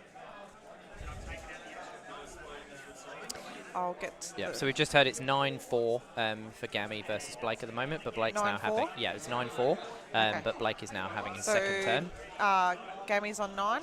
Yep, Gammy's on 9, Blake's on 4. Right. So the combat phase previously, the Nurgle Seraphon game, Gutrot Spume grabbed the Carnosaur's jaws and said, no, I'm keeping these shut. They're not attacking me. Really? That's awesome. But the Carnosaur still killed 3 Blight Kings, which it feels impressive to me. I still think that's quite impressive because that's 12 wounds. Yeah, I think maybe that eviscerating blade must have come into play. Yeah. So I'll just. Oh no, he doesn't have the eviscerating blade. Sorry, he's Thunder No. Lizard. He's not. Yeah, yeah. He's not. Yeah, so I think he's done pretty well there to kill 3 Blight Kings without his jaws. Definitely. But yeah, I think Gammy's got to be very happy with his position right now. I think he's killed. It looks like he's killed the Chaos Warriors and he's killed off the Screamers with the Rogue Idol. He's still got his big blocks of Orcs there. The Stabbers have nearly killed all of the Knights, but most importantly, they've held them in combat. So I think Blake's pretty much going to be down to just having his Sorcerer Lord and Archaon soon. Yeah. So I'll just change. Gammy is on 9 now. Yeah, 9-4, and we've heard the other game. It's 8-2. 8-2. Nurgle okay. to Seraphon. Rightio. So I will just change that. 4. And. Right, In other news from Dennis, our roaming reporter, he has told us the game between Matt Daly and I'm sorry, I've forgotten his opponent's name, but that is the Stratford, Chris Stratford. Chris Stratford. He has got his 3x10 Stone Guard techless list versus Matt Daly's Deepkin list with his 2 units of 3 sharks, etc. Oh yeah, yeah. I think they're on like battle round 3, and not a single model has died. Not a single model. A single model has not died. There's a few wounds on techless, but apparently they're just sitting there going, "No, you go. No, you go. There you go. No, you go." But apparently Wow. everything's in combat, Yeah. but it's all just not dying. Not dying. So, I mean, you're going to have 2 up unrendable eels sitting there versus Stone Guard that are probably going to be like re-rolling their saves, ignoring Ren 2, so I can understand that. Yeah, definitely. So just a reminder for the Seraphon and Nurgle, Yep. the objective points on that. Yeah, it's 8-2. 8-2 to Nurgle. Yes. Okay, cool. So we're now heading into Seraphon's second turn. Yep. Lucky you remember that. 'Cause It's all right. I have a million You're things. doing all of the work. I'm just listening and repeating. You're doing a lot more work than I am. Rightio. Just getting back into the swing of things of how to use all this stuff too is pretty exciting. You're doing great, Gemma. You're doing great. Last night, I have to say, it was basically 7 blokes sitting around while Gemma did everything. All the assembly, like Gemma's there with the electric drill. She's doing all the hard work, and 7 blokes are just sitting around letting her do it. Yeah. Oh, jeez. Gemma definitely does all the work in that relationship. So, chat, how do we think these games are going to turn out? Who do we think is going to win? Tell us your opinion. I'm excited to see what you guys think. Like, Archaon is in now, so he's basically come across. He's managed to get into that big unit. Yeah, he's got into 1, but it looks like they're obviously multiple units. So Yes, sorry, yeah. depending on how much damage he does, if Gammy can tie him down now for a few rounds, the thing is, he isn't on any objectives. He's sitting in the middle of the board. That's correct. And so actually Gammy's got to be happy with that, right? Yep. He's up on points already. He's nearly killed all of Blake's bodies, Yeah. and the big body he has isn't on any of the objectives. That's right. So he's still got this unit here. And there seems to be a hero. I believe that would be a hero down there. So he's scoring. Yeah, it's an probably a extra little point. war dock. He's Yeah. getting extra points. Extra points on that one. Then, get out of the way. We also have, this guy here is holding the fort. And I think there's a little hero next to that Rogue Idol as well, getting the extra points. Yeah, I 100% believe that. So all that Blake has left virtually is these 2 fellas here. Yep. And this big guy here. Yep. And then the Sorcerer Lord. And then the Sorcerer I think Lord, who's which tucked. I think is hiding I think here. he's tucked under Archaon's wing. Yeah. Archaon's gone, behind let the me scene. take you under my wing. Yeah. I don't think I can draw 2 more circles on here right now. Right now, I'll delete that off. So Joel McGrath thinks Gammy is going to win and Tristan's going to win. Interesting call. Interesting call, yeah. So we're only in turn 2 Yeah, I think as well. Gammy's going to win, but I think Henry's going to win. Yeah, look, I think... Especially at the end of this. We'll see how Henry's doing at the end of turn 2. Yeah. And how many Blight Kings Tristan's got left. Yes. But I think his whole unit of 20's gone. And yeah, so it's going to be interesting to see. He's still got a 10, don't forget, and he's got 3 5s. Yeah, yep. So just you know, it would have been nice to just whittle away that Carnosaur just a bit more. Get I think some more wounds. I think he put 7 wounds through. Yeah. So it's got 5 left. So it's 5 limping left. a bit. Yeah, it's not. And he can't really heal it. Like Croak can heal, but not massively. Yes. But is it too late? Because the whole pivotal thing to me, I still can't get over it, is losing 5 Vikings in that battle shock phase. Yeah. Like that. Oh, it was huge. Was huge. Yeah. That's a lot of damage and a lot of wounds that could have been held up there. And they're just running away. So we'll flick across. I'm excited because these guys are rolling some dice. There's pretty much nothing left in the middle of the table anymore. And that's the thing, actually. Tristan's been able to get 3 trees down Yeah. by turn 2. Yeah. And don't forget, those trees can summon.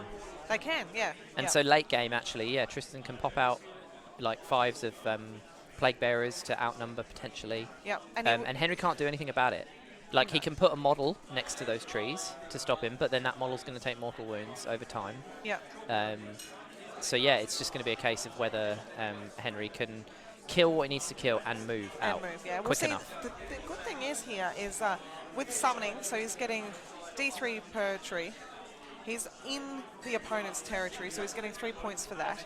He's probably still in his. Yep. So it's 3 for that. And I don't think there's no enemy models in his. So he's getting 1 for that. He's getting an extra, yeah. So So he's generating minimum 7 plus 3d3 a turn. That's exactly right. Yeah. And then a hero is 14 points for the Sloppity Bile Piper, like those little foot ones. Yeah. And they give you extra points for Yeah, the right. objectives. Yep, that's true. So if he's smart, he might be able to summon Just bring on heroes. some hits. Yeah, although extra I think points, it's but- leader keyword, and so they wouldn't gain the battlefield roll when they're okay. summoned. So Yeah, he's right. not going to be able to summon and score extra points from them. Right. Sorry, I got excited there for no reason. I was like, wow, you could do this. Oh, I was with you. I was like, yeah, you can. Oh, wait, no, you can't. No, you can't. It's only if they're monsters, because all those ones, monster is a keyword. Yes, I don't think he's... Well, you might get 28. Be able to summon on another Great Unclean one. Oof. So the Gammy Blake game, Oh, okay. we've just heard. Yeah. Oh, sorry, do you think that's... Oof, that's Yeah, a strong I was like- drink. yeah, I Oh, was that is a tasty beverage. We've had turn 3 priority, and Gammy has won it on a 2. On a... Oh, that's wrecked. So Gammy's probably going to be thinking, I'm going to take it. And Archaon's only killed 8 arrow boys. Oh, only 8. That's dismal. So What is he doing? What does Arcane do? It's like...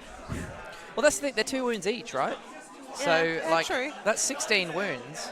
Archaon's he's relying on like all of his other profiles are only like their D6 damage or damage 1. Like Gammy does like Archaon can miss a few. Gammy makes a few saves. Yeah. That's the thing. Like those blocks of 20 hard boys, they're 40 wounds to go through. And he just uses CP to keep them there. I think Gammy's going to get this. He's 1 priority. He can get the extra points up now, Yes. finish off those knights. Make that gap larger between them. Oh, yeah. So what have we got here? Some dice rolling happening here. There's just so much big stuff left on the table. Like all I see is the Great The Unclean Great one. Unclean one, yeah. That's the Oracle. Yep. The Carnosaur's dead. Yep. We see that. The Bastillodons are still The here. Basties are still there. I think the one there. that's in combat is obviously shooting the Blight Kings. The other one is shooting Gutrot Spume. Yep. So he's obviously trying to get rid of his leaders. And maybe his ability to use CP to pass battle shocks, etc. There isn't a lot left because he's got a unit of, are they Saurus Yeah, they're 10 Saurus Warriors. over here. Yeah. But other than that, we've got some Blight Kings over here still. Yep. It looks like it looks like we've got 5 Blight Kings here. And then we've also got maybe 3 Blight Kings here. And then obviously these Blight Kings here. Yeah. Into the Bastillodon, so...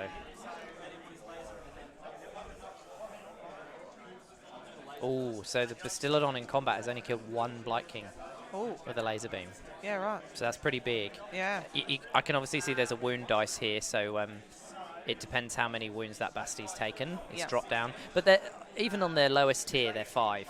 So they still put out a lot of shots. Yeah. And I'm guessing that this is a little Skink Priest here to Yeah. keep that hero in range of both so that he can shoot. But that could be the Burning Head. It's a little bit hard to tell. Because obviously, maybe if he only left the Carnosaur in range, maybe Yeah. he can't shoot both of them. Okay, so Gutrot Spume has died. We've heard that. He just got bloody shot to death. Just poor I think fella. all of the Nurgle Poor heroes, fella. though, they're so good. Like, Yeah. they're 4-up saves, 7 wounds. Like, they're decent little, like, foot heroes. And Gut Rot Spume, I think, is amazing to just be able to bring on a unit of Blight Kings. And there's no unit restriction. So if you wanted, you could take that unit of 20. 20 If and you're bring facing a them on. strong alpha that can't zone out that much, you just go, do you know what, this 20 is off the table. You go first. Go for your life. You're not killing it. No, that's right. And then pop them up. Yeah. So we've heard the update there. Blake scored 6 at the end of round 2. Okay, so we'll So go it's 9-6. 9-6. We'll go across and see what's happening on that table as well. Yeah, There's going to be a lot of flicking across. we've got here, that Rogue so Idol free ready. He's going to be hoping to make a charge. Yep. So change this to a 6.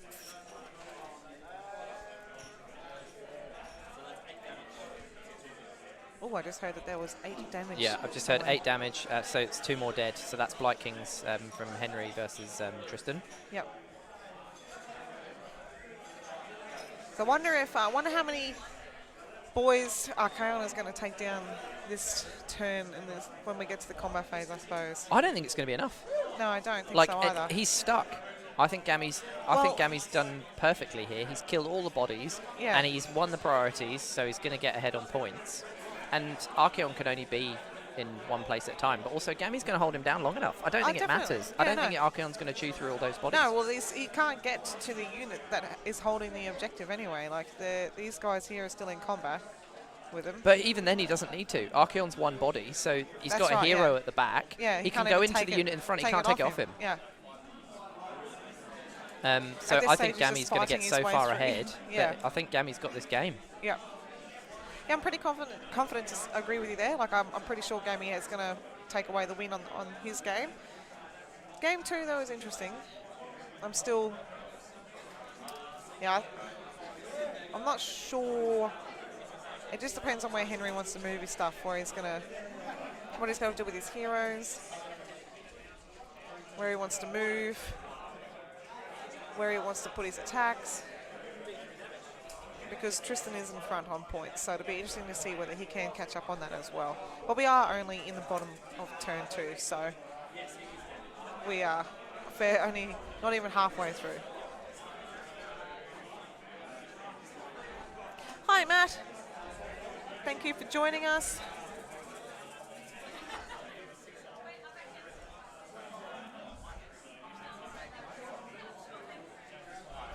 We are...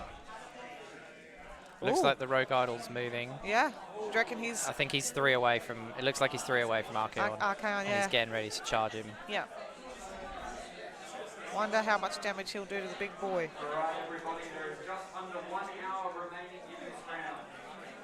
Because Archaon has already taken some wounds, actually. Yeah, the Arrow boys, they keep chipping him through. Yeah. So he's probably on about half health at this point. Yeah. So that Rogue Idol can do a fair bit of damage himself as well. So it'll be interesting to see how Archaon goes. Okay, so we've just heard the Seraphon game. They've just rolled their turn 3 priority. Seraphon have got it. So here comes that big double we were talking about. Yes, okay. And he seems like he's got a plan. Looking... He's taken it. He's gone Yeah. straight in. Right, Volcanic, we're rolling it. Let's go. Yeah. So he's got to... The thing is, this turn, this is his double. By the end of this turn, he has to not only have killed everything, he needs to be on those objectives. He He's got to needs to. start catching up with Tristan. He's Definitely. got to block out those trees. Yeah. Because otherwise Tristan is just going to be like, cool, I'll summon, that's mine. Yes. Now, what are you going to do? You're not going to outscore these Plague Bearers or whatever I bring It'll on. be it'll be interesting to see how many summoning points he has got actually, and we can maybe guess what he's going to do with them. Yeah, I'll check in with the table boss and find out. Oh, thanks. It's good to be streaming. We're back. It's pretty exciting. Can we get We've an had a update couple on of little summoning issues, but that's points okay. for It's our Nurgle? first time back, and we were expecting some trouble. Not as bad as the list review show the other night, though. But yeah, it's awesome. So we're just trying to find out how many points Tristan has got for summoning. Yeah, so we've heard he's got none. None. He had exactly the points in his turn 2 to bring on the trees, to bring on those Okay, 2 so extra he's trees. hoping- So he's got none. But as we said, he's going to get likely 7, Yes. and then plus those Trees on top of 3d3. that, yeah. So potentially he could get 14. Yeah. Yeah, Yeah, and 14's enough to bring on 5 plague bearers. Oh, it's enough to bring on 10, right? Oh, 10, yeah, 7. 2 lots of 5. Yeah, There's 2 7 lots each, of 5, right? Yep. So yeah, he could start bringing on units next turn. We've heard that Archaon's taken, I think, 12 wounds. 12 wounds. All right, he's got 8 left. And the Rogue Idol hasn't actually charged Yeah, yet. so that must have just been shooting phase. Yeah. Yeah, from that unit. So hopefully the Rogue Idol can actually make his charge this turn. Okay, so Archaon's Finally. actually taken 17 wounds after the arrow boy shooting. Oh, okay, so he just took 12 there. Pew, Maybe. pew, pew, Pew, pew, pew, pew. Michael is making at us with a big smile on his face. Oh no, Archaon. And it looks like the Rogue And the Rogue Idol Idol's made that charge. He has made it this time. He did not fail. We have no failed charge available here right now. So, Daddy Phoenix, as much as I love Blake, I can't help but root for the Bonesplitterz as well. I think you're rooting for the right side at the moment. It does look like the Bonesplitterz will take the win if Which is funny, right? Because at the start we were probably thinking, oh, poor Gammy, Yeah, don't know we how were. he's going to go. We But were. he's played a blinder. He has. But in remembering that, though, he is old school. Oh, look at this. There you go, and there we go, we see Oh, it. no. Archaon There is is a big gone. empty gap here. And where now we can Archaon see was that a- Sorcerer Lord on Manticore We was can. hiding. He Yes. was hiding, but again, he looks like he's maybe locked in with the Rogue Idol as well. Definitely. So, So since the Rogue Idol has charged, I don't know which order of activation he's gone in. I don't know whether the I Rogue would imagine Idol the Rogue Idol killed Yeah. Archaon. I was going to say, because he's charged, he can make a 3-inch pile and he would still be able to go over there Yeah. and take out that Sorcerer I think Lord, he but- probably would have just put everything into Archaon Yeah, to make sure he to get died. him to go. But the thing is, that Sorcerer Lord, if he's locked in combat, he can't retreat and charge. And Yes. we've just seen Blake's piled in, so he is locked in combat. Yeah. So he can't retreat and charge, which means even if he flies over to get an objective, he's not going to outscore Gammy on any of those points. No, that's right. So I think this game is, I think we can pretty much call it, this is Gammy's won. Yeah. He's already ahead in points, and it looks like Blake's basically got 2 Knights and a Sorcerer Lord or Manticore left. Yes. And Yeah. all Gammy's really lost, I think, is his Big Stabbers. He's still got a good 30-odd Arrow Boys there, and he looks like he's got his Rogue Idol, and he looks like he's got his War Dogs. Yes. Yeah. So I don't see Gammy losing this game. No, I don't either. But so we basically know how this game is going at the moment. So I'm keen to see what's happening with Henry's Seraphon turns because he looks really confident. So it looks like he has a plan. Yeah. And I'm keen to see what it is to be able to catch up on these points. There to was be a lot honest. of energy there when There he won was. that priority. He was like, decisive, I'm taking it, I know what's Just happening. the He's like, perkiness. all the mortal wounds are coming out of Croak now. You're dead. Yeah, it's just like when a kid knows the answer in class. He's like, pick me, please. So it'll be interesting to see. Yeah. So we heard, I think, Gammy elected to put all of the Rogue Idol's attacks into Archaon. Just the fist did 6 damage. Archaon had 3 wounds left, so Yeah, that take was it that off. was decisive. He's gone. Yeah. Bye. Yeah, back to the Seraphon game versus Nurgle. So this table is even emptier than the other Yeah. table. to Yeah, be I'm not honest. seeing a lot of Blight Kings. No, it looks like there has been a fair loss. I think I'm seeing 7 left. I think there's 2 Yeah. and then the 5. Yep, you'd be right. So I think there is 2 left here next to the Geminids, and then there's these 5 here. Yeah.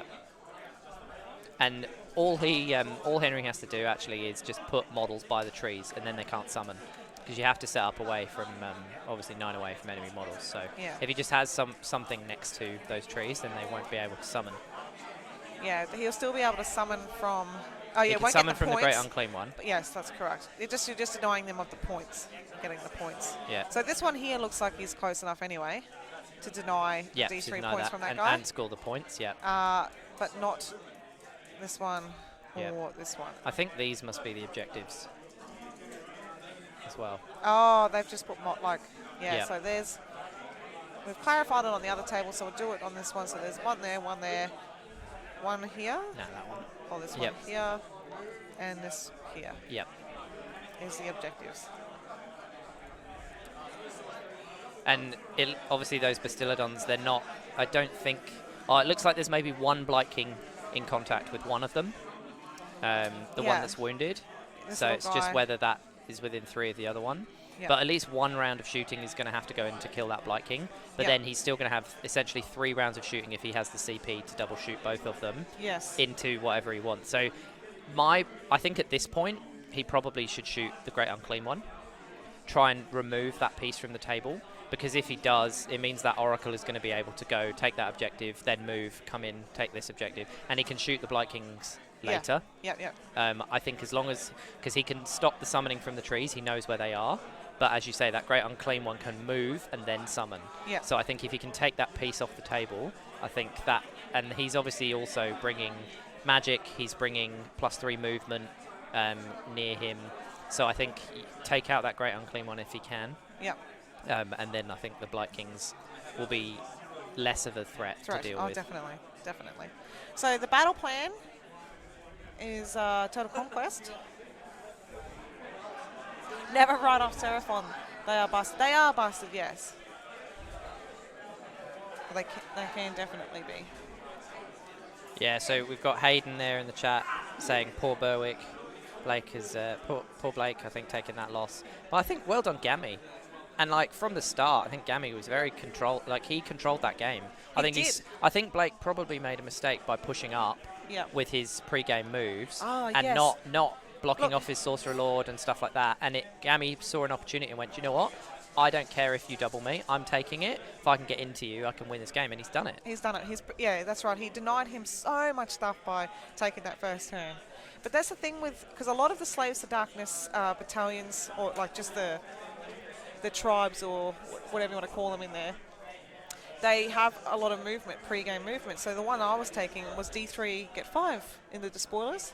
Yep. And the artifact I took was D3 units get a 5-inch move, and it sort of sounded good, and I still think it is powerful.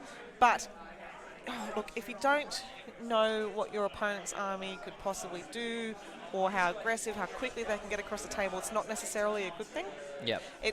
I can understand it might be a good thing if you've like stuffed up your deployment or something and you just need to move something out of the way or get in range of something, possibly. But trying to get across the table, I don't know. Unless you have a plan to go with it, I don't know if it's good to... That's the thing, though. Bonesplitterz, although pretty much Gammy's whole army is on foot, they've actually got an amazing spell law, right? They've got double or potentially triple move. So you've always got that risk that if your opponent goes and you go, cool, I can move 15 inches, bam, I'm into you with this big block of 60 wound dudes that doesn't cost that much. Chew through that. And charging a cavalry unit, perfect. And yeah, that rogue idol, like using the pile in when Blake charged him to tag in those warriors, get rid of those bodies. Just Gammy's played it really well. Yeah, he has. And that retreat move with that one guy that survived, like so good, because we discussed, oh well, if Gammy takes the turn, he's going to lose that guy and the knights won't be locked down for Blake's turn. But Gammy's moved his big stabbers in and he's killed those knights, used that one guy to block Archaon's movement really well. Yeah, it was superb, actually. He was in control of that game from the very beginning. Although Archaon, we did see he made that charge in the middle, so I think he must have mortal wounded off it in the hero phase. He must have removed that model. But it still would have been magic focused that he had to put there. Just on one guy instead of on another, something else important. So yeah.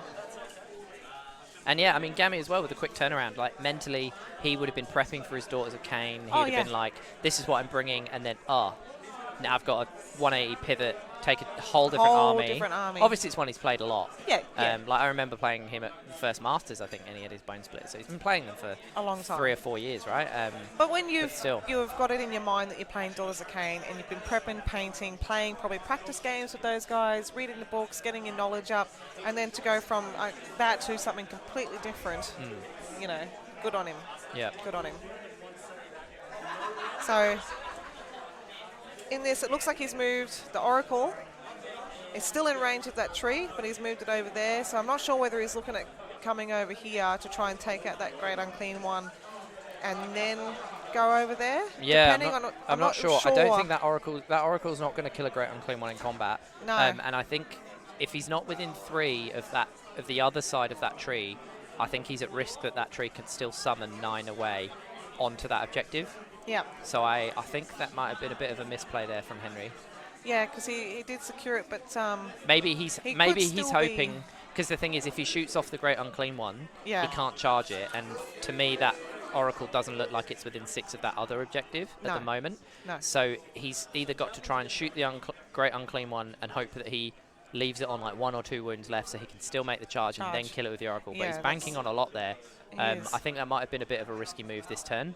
I think I probably would have waited, made sure I was blocking off the tree this turn, and then next turn, once you've killed the Great Unclean One, move on and take it. Because he knew that once he takes that point, it's worth 3 to him. Because he's going to get the extra for taking it off him, and he's a hero. Yes. So he's going to get 3 the turn points. he takes it. Yeah. But I don't think he's going to take it this turn, and I think he's going to... We know Tristan's next, right? And those warriors aren't in range. I think Tristan's going to guarantee take that, and because he'll be taking it off Henry, he's going to get 2 points. 2 points. I think Henry might have... I think he might regret that decision. Yeah, I think that's definitely the smart move here. But it'll... Like, he might not get through D3, but I think with the other points, and then if he rolls higher, because there's nothing around these trees. He only needs 7. That's right. He only needs the 7 that he's basically guaranteed to get. Yeah. And then he'll get those 5 Plague Bearers up here. Up here. Yeah. So it'd be interesting to see where the 9 inches is from this guy. Yeah. And whether it's... I definitely... Yeah, I 100% believe that within 6 inches of this objective, it's going to be more than... Well, the tree is closer. That's right. Yeah. And it's a 12-inch from here. Yeah. But so, within 6. There's no... Yeah. It's easy. Yeah. But then you also got to be 9 inches away from these guys. Which I think he can. I 100% think he can fit 5 Plague Bearers within range of that objective outside of 9. Yeah, he should have definitely kept this boy back here. But strange things have happened. He might have a plan that we don't see. Yeah, and remember, it's Henry got 2 points last turn as well, so it's 8-4. 8-4, yeah. Well, I was... I had that... He had a change. Not that one.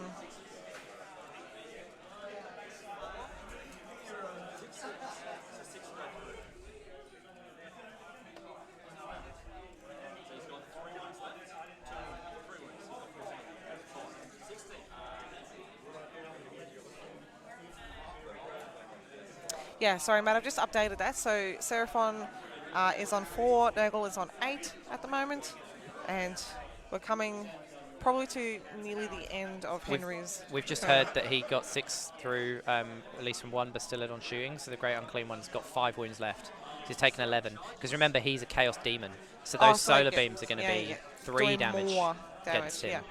So those 6 shots he got through were 18 damage, so obviously Tristan saved 7 5-ups there. Yeah.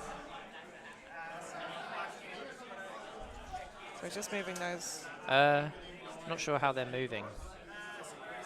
If we've already had shooting. Unless there's something there that we didn't see and he's charged. Something.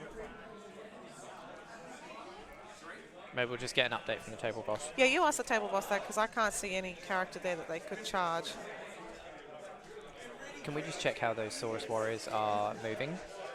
Is there something there we can't see that they've charged?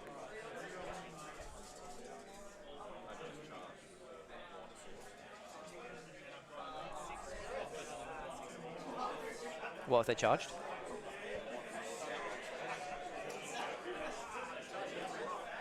Into what? Okay. Oh, so there's a single Blight King. There's a single Blight King we couldn't see. Those Saurus just made a 12-inch charge. Wow. Fast. So that's good because they've wrapped up that Blight King because we didn't know he was there. So actually, Tristan had that Blight King. He could have just run up as well to take that objective. Yeah. So it'd be, I wonder if that Oracle is going to be able to do those few wounds left on that guy and be able to charge in such a way that he's going to be able to be within 6 inches of that objective. Because like we were just discussing before how this guy here hasn't got too many wounds left and whether or not Henry... Yeah. So we've just heard that the Troglodon's making the charge. So he's done what we were thinking. I don't think that Troglodon's going to do 5 wins though in combat. No. He must have got a big charge to be able to go... Oh, he flies. He might fly. Yeah, Croak may have done his command ability. Oh no, that's right. He's got the Cloak of Feathers, so he flies. Yeah. He's got the extra movement. 4-inch extra movement. Yeah, so... Awesome. So can that Great Unclean One live through that? He's got 5 wounds left. Yeah. 4-up re-rollable save. Yeah. And a 5-up. I don't think he's doing 5 wounds. Oh, we've just said he's got a D3 through.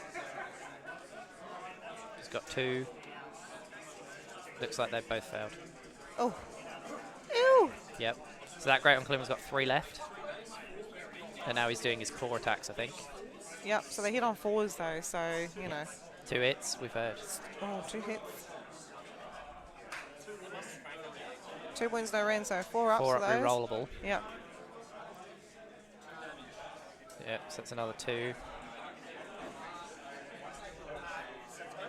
Uh-oh. So I think he's taken 1 there. So I think that Great Unclaimed one's still got 2 wins left. Yep. He's just got his claws left to attack. Yeah, right, yeah. Oh, this is nerve-wracking. Is he going to live? I think it's just 1 damage. Oh, I think that Great Unclaimed one's going to have 1 wound left. My goodness. Oh, it's 2 damage for that attack. Oh. I think Tristan's failed both his 5 ups. He's done it. He's done it to the wound. He's done it to the wound. We didn't think it was going to happen, and he's done it. Henry with the big plays. Nah, definitely not. Oh, jeez, it goes to show being overconfident can bloody come back and backfire on you. So, well done to the Oracle for taking out a Grey Unclean one that had 5 wounds left. I think he's got to be very happy with that. that. Oh, mate. Wouldn't you ever? Very happy. Wouldn't I think you there was ever? a bit of a forehead wipe there we just saw. Just the sweat and... Oh, man. That was a big play. That was and a big play. It's It's paid off. It Because has he's paid got off. the 3 points this turn, Yeah. and that Great Unclean one is gone. Yep. That's big. Ooh, what a close. I think with that, Seraphon, they've got to be feeling good. I think they've done a lot of what they needed to do. Yes. But we've still got a bunch of Blight Kings in there, and there's there's 40 minutes to go. There's only a few Bastiladons. Yeah. Like, I think those 5 Blight Kings getting in against those Bastiladons and surviving, they'll score that point again, get more points, and then I just don't... I mean, obviously the thing is that Oracle is so fast now, and there's nothing to deal with it unless those Blight Kings go for it. Yeah. And it's got a 3-up save. Yeah. So even then, I don't know if the Blight Kings will really do it. And that Oracle now can go across the board and start grabbing the objectives, taking them off Tristan for the extra points, and he's always going to be getting 3. Yes. Yeah, well, he definitely needs to catch up, and I think he's well on his way. He is, but remember, I'm pretty sure Tristan's guaranteed going to take that other top right objective in his turn. If he remembers from a summon. I think he'll remember. I think he knows what he's doing. Yeah, because we've all been there before when we forget to do some pretty pivotal stuff. Obviously, he's not going to get the extra point now that Oracle is in his territory, though. No, but he'll get the D3 from the tree. He is going to get the D3 from the tree. And he only needed 1, right? So he's going to get 3, 3, 1. Yes. All he needs is 7. Yep, that's correct. So, yeah, I'm keen to see what... So as much as Henry's going to get that 3 that we probably weren't expecting him to get, Tristan's going to get 2. Yep.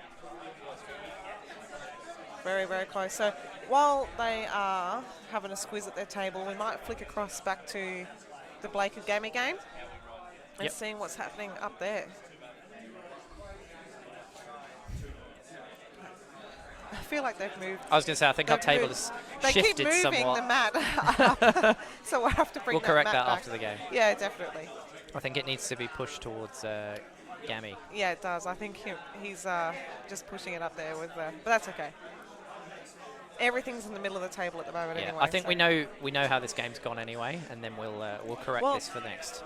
It looks like he's gone. No, I'm out of here, boys. Yeah, see you later. I'm here today. Yes. Oh wow. And then, so the knights, the 2 knights have basically gone, it's all right, Dad, as in Archaon. I'll get the rest of the fellas for you. And they've come down in the middle of the table to try and take out the rest. There's only like probably 4 or 5 guys left, but they do have 2 wounds each, I suppose. So they might have managed to get a charge off to be able to do the extra damage. So we'll see. We've just heard that Tristan's got 12 contagion points. 12 contagion points. That's more than enough. And he looks like... I think he's just measuring now to see his summons. I think we do need to flick back. Yes, sorry, this everybody. is we know what's So happened in the Gammy versus Blake game, so I think this is the one that the game's still in the balance. Yep. So with that 12, he's only really got 1 summon, because everything comes in 7s, because Nurgle. Yep. 7? 7? So we're going to probably, I would imagine we're going to see 5 Plague Bearers coming out of that top right. I would love to Plague see tree. that, to be honest. You know, I have a little soft spot for Nurgle. Although the fact that Tristan's thinking is interesting me. Yeah. So he's moving. Yeah, because obviously summoning's end of the movement phase. So potentially he's thinking, where do I need to be? Maybe he's looking at a run and charge and needing to get in so range. it looks like he's bringing But those I Blight think Kings he's down. definitely going to get within 7 of one of those 2 trees, if not both of them. Yeah. So he's going to run and charge. He's checking that. And then, yeah, I think 100% we're going to be seeing 5 Plague Bearers come out of that top right tree. Definitely. So he definitely looks like he's bringing these kings down here to go across here. This lonely fellow here, he's just chilling there by the looks. Yep. Getting away. But that's the thing, those Blight Kings, if they can make the charge into that Bastillodon, it looks like he's probably only got 3 models in range. The 2 Bastillodons and I think a little Skink Hero, it's probably the Skink Priest, in range of 6 of that objective. So if those 5 Blight Kings get in, and 4 of them survive, then Tristan will take that objective again.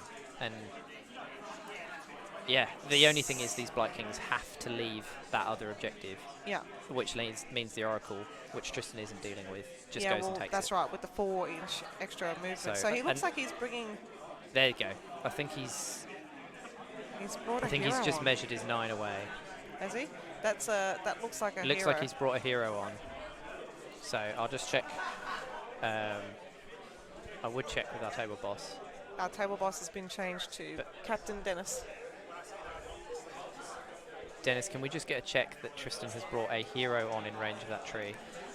Yeah, I'm just going to call you Mr. T-Black. Yes, that We would just want be to a check that he's comfortable brought a win hero on in range of that for tree. the Green Boys. Just wondering because he won't gain the leader keyword because it's summoned. He won't what? He won't have leader battlefield role because it's summoned.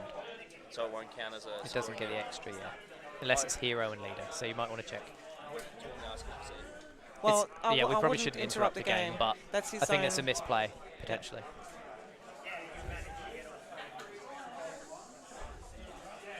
So yeah, I might, let's look that up. I'll just look that up, Yeah, double just check look it. it up, double I'm pretty check. sure it's based on leader rather than hero. So Yeah. I think potentially... I don't have the total conquest on my phone, Potentially, so that is all yours. Well, I'm going to go here to my little cheeky PDF that I made with all the scenarios in. And let's have a look at Total Conquest. It is, if a player controls an objective with a friendly leader within 6, they get an extra 6. They get an extra 1. And he's not going to gain the leader battlefield role because it's summoned. Because it's summoned. So I think summoned Tristan's units made don't a get that. mistake there. I personally would have put on 5 models instead of 1, but I think he's brought that on thinking he's going to get the extra point.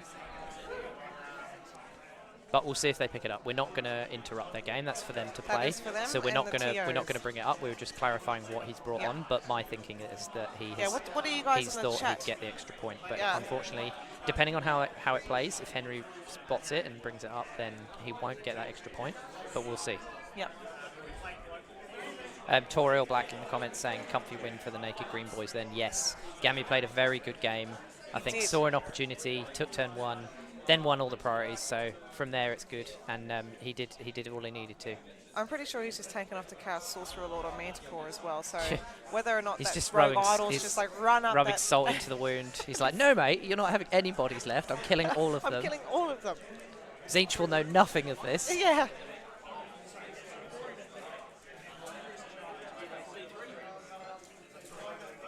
So It's looking tense because I think they're both aware. I think they're fine. They're on turn 3 and they've got half an hour left. There's Yeah. not many bodies left on the board. I think we'll get through these. We'll get through these battle rounds. I think so, and he's obviously made the charge with the Blight Kings down here into that Bastillodon. I'm not sure how many wounds was done to the Bastillodon, but I think he's taken at least 1 Blight King away himself. So Yeah, exactly right, Matt, in the chat. 5 Plague Bearers were the best option, 9 away from the back of that tree. I think that's what we said. I think the only reason I can think really that Tristan's gone for that Herald is because he's thinking he'll score the extra point. extra point, yeah. Which is probably easy to misunderstand. Yeah, especially in the heat at the moment. We'll see if they... Yeah. We'll see. But like I say, Henry might call him on it and say, no, he's summoned, he doesn't get it. Yeah. But as I say, we won't interrupt. It's not for us to control things with rules and directions in the game. That's so right. That's not that's for our the players department. to know the rules and see how it goes. We're just here streaming and having a good time. Yeah, just having a good That's time. it. Having a good time. I would say sponsored by Canadian Club, but we're not. But we could be. We could be. Hint, hint, anyone. All right, so it looks like that Blight King that was in the middle here. I don't know what happened there, but he got So I taken think off the table. So the Bastillodon killed the Blight King, but took a mortal wound. Because remember, Blessed Sons, every time they die Die. on a 2-up, something is going to take a mortal wound. Yes. But it's only in combat. Yeah, And that's the thing, melee, Henry's yeah. been going pew pew pew and shooting most of the stuff So, off. yeah, So he that's probably right. hasn't been copping tons of those mortal wounds. To be honest, most of the wounds on that Bastillodon probably were from mortal wounds in combat. On the way back. That's the one thing I really like about the Blessed Sons is they deal damage back when they die, except if you're playing another Nurgle team. Which And then you heal them, don't you? yeah, 1 wound, which is what's happening with Gabe at the moment because he's playing a Blight Sister. Oh, that's a good call, yeah. Yeah, in the Blessed Sons, but he's playing Dave Kerr's Nurgle Slaves list. Yeah. So Dave's like, oh, I'm going to take all Nurgle marked Slaves to Darkness. I don't get trees. I don't get the wheel for the movement. And he's like, it's fine. I'm just going to play an opponent that brought it for me. Yeah, and pretty he's much. been matched up with Nurgle round 1. you Gabe's so like, much. have my tree. Yeah. Have my wheel. I'll Let heal me you." heal you. And so he's just rubbing his hands together going, thank you. Yeah. Whereas poor Gabe just has to take it. Yeah, so we'll have to find out how that game went. Yeah, I'm pretty sure he put a photo up of that on the Runex page. He's like, oh, this guy is going to be healing. It looks like quite a lot of games have already finished. There's still a good amount still going, but there's a lot of people milling around and watching games and catching up and chatting, which is which is awesome. And we've still got half an hour left in the round, so Yeah, more than enough time. yeah. I actually don't know what time, if they're doing 2 and then lunch or this one and then lunch. I'm pretty sure lunch is after this.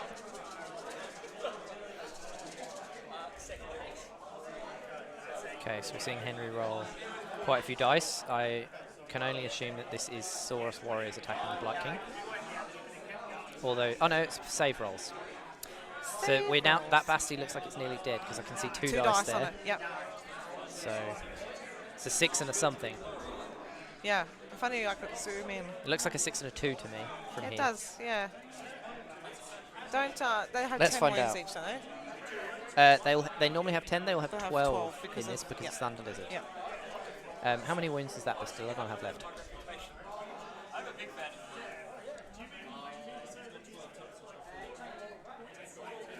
Four left. Okay, so it's taken 8. Okay. So it was a 6 and a 2.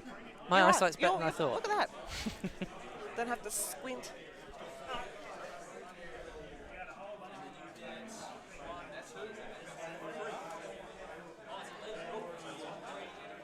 Oh, okay. Okay, so this is...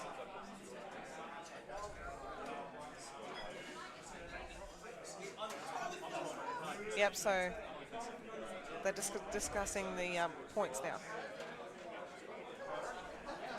Okay, so it's 12 to 13 Okay, in Henry's favour. So it's 13 to the Seraphon, 12 to the Nurgle. right. 13. Just to confirm, 12 Nurgle, 13 Seraphon.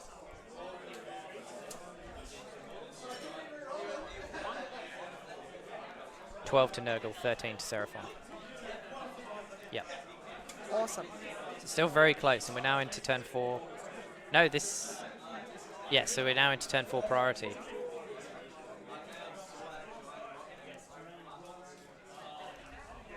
Maybe we can just get the last update of the game 1 from the table boss Yeah. 2. It looks like Gammy and Blake have stopped playing. I Yes. think Gammy's killed everything Blake had.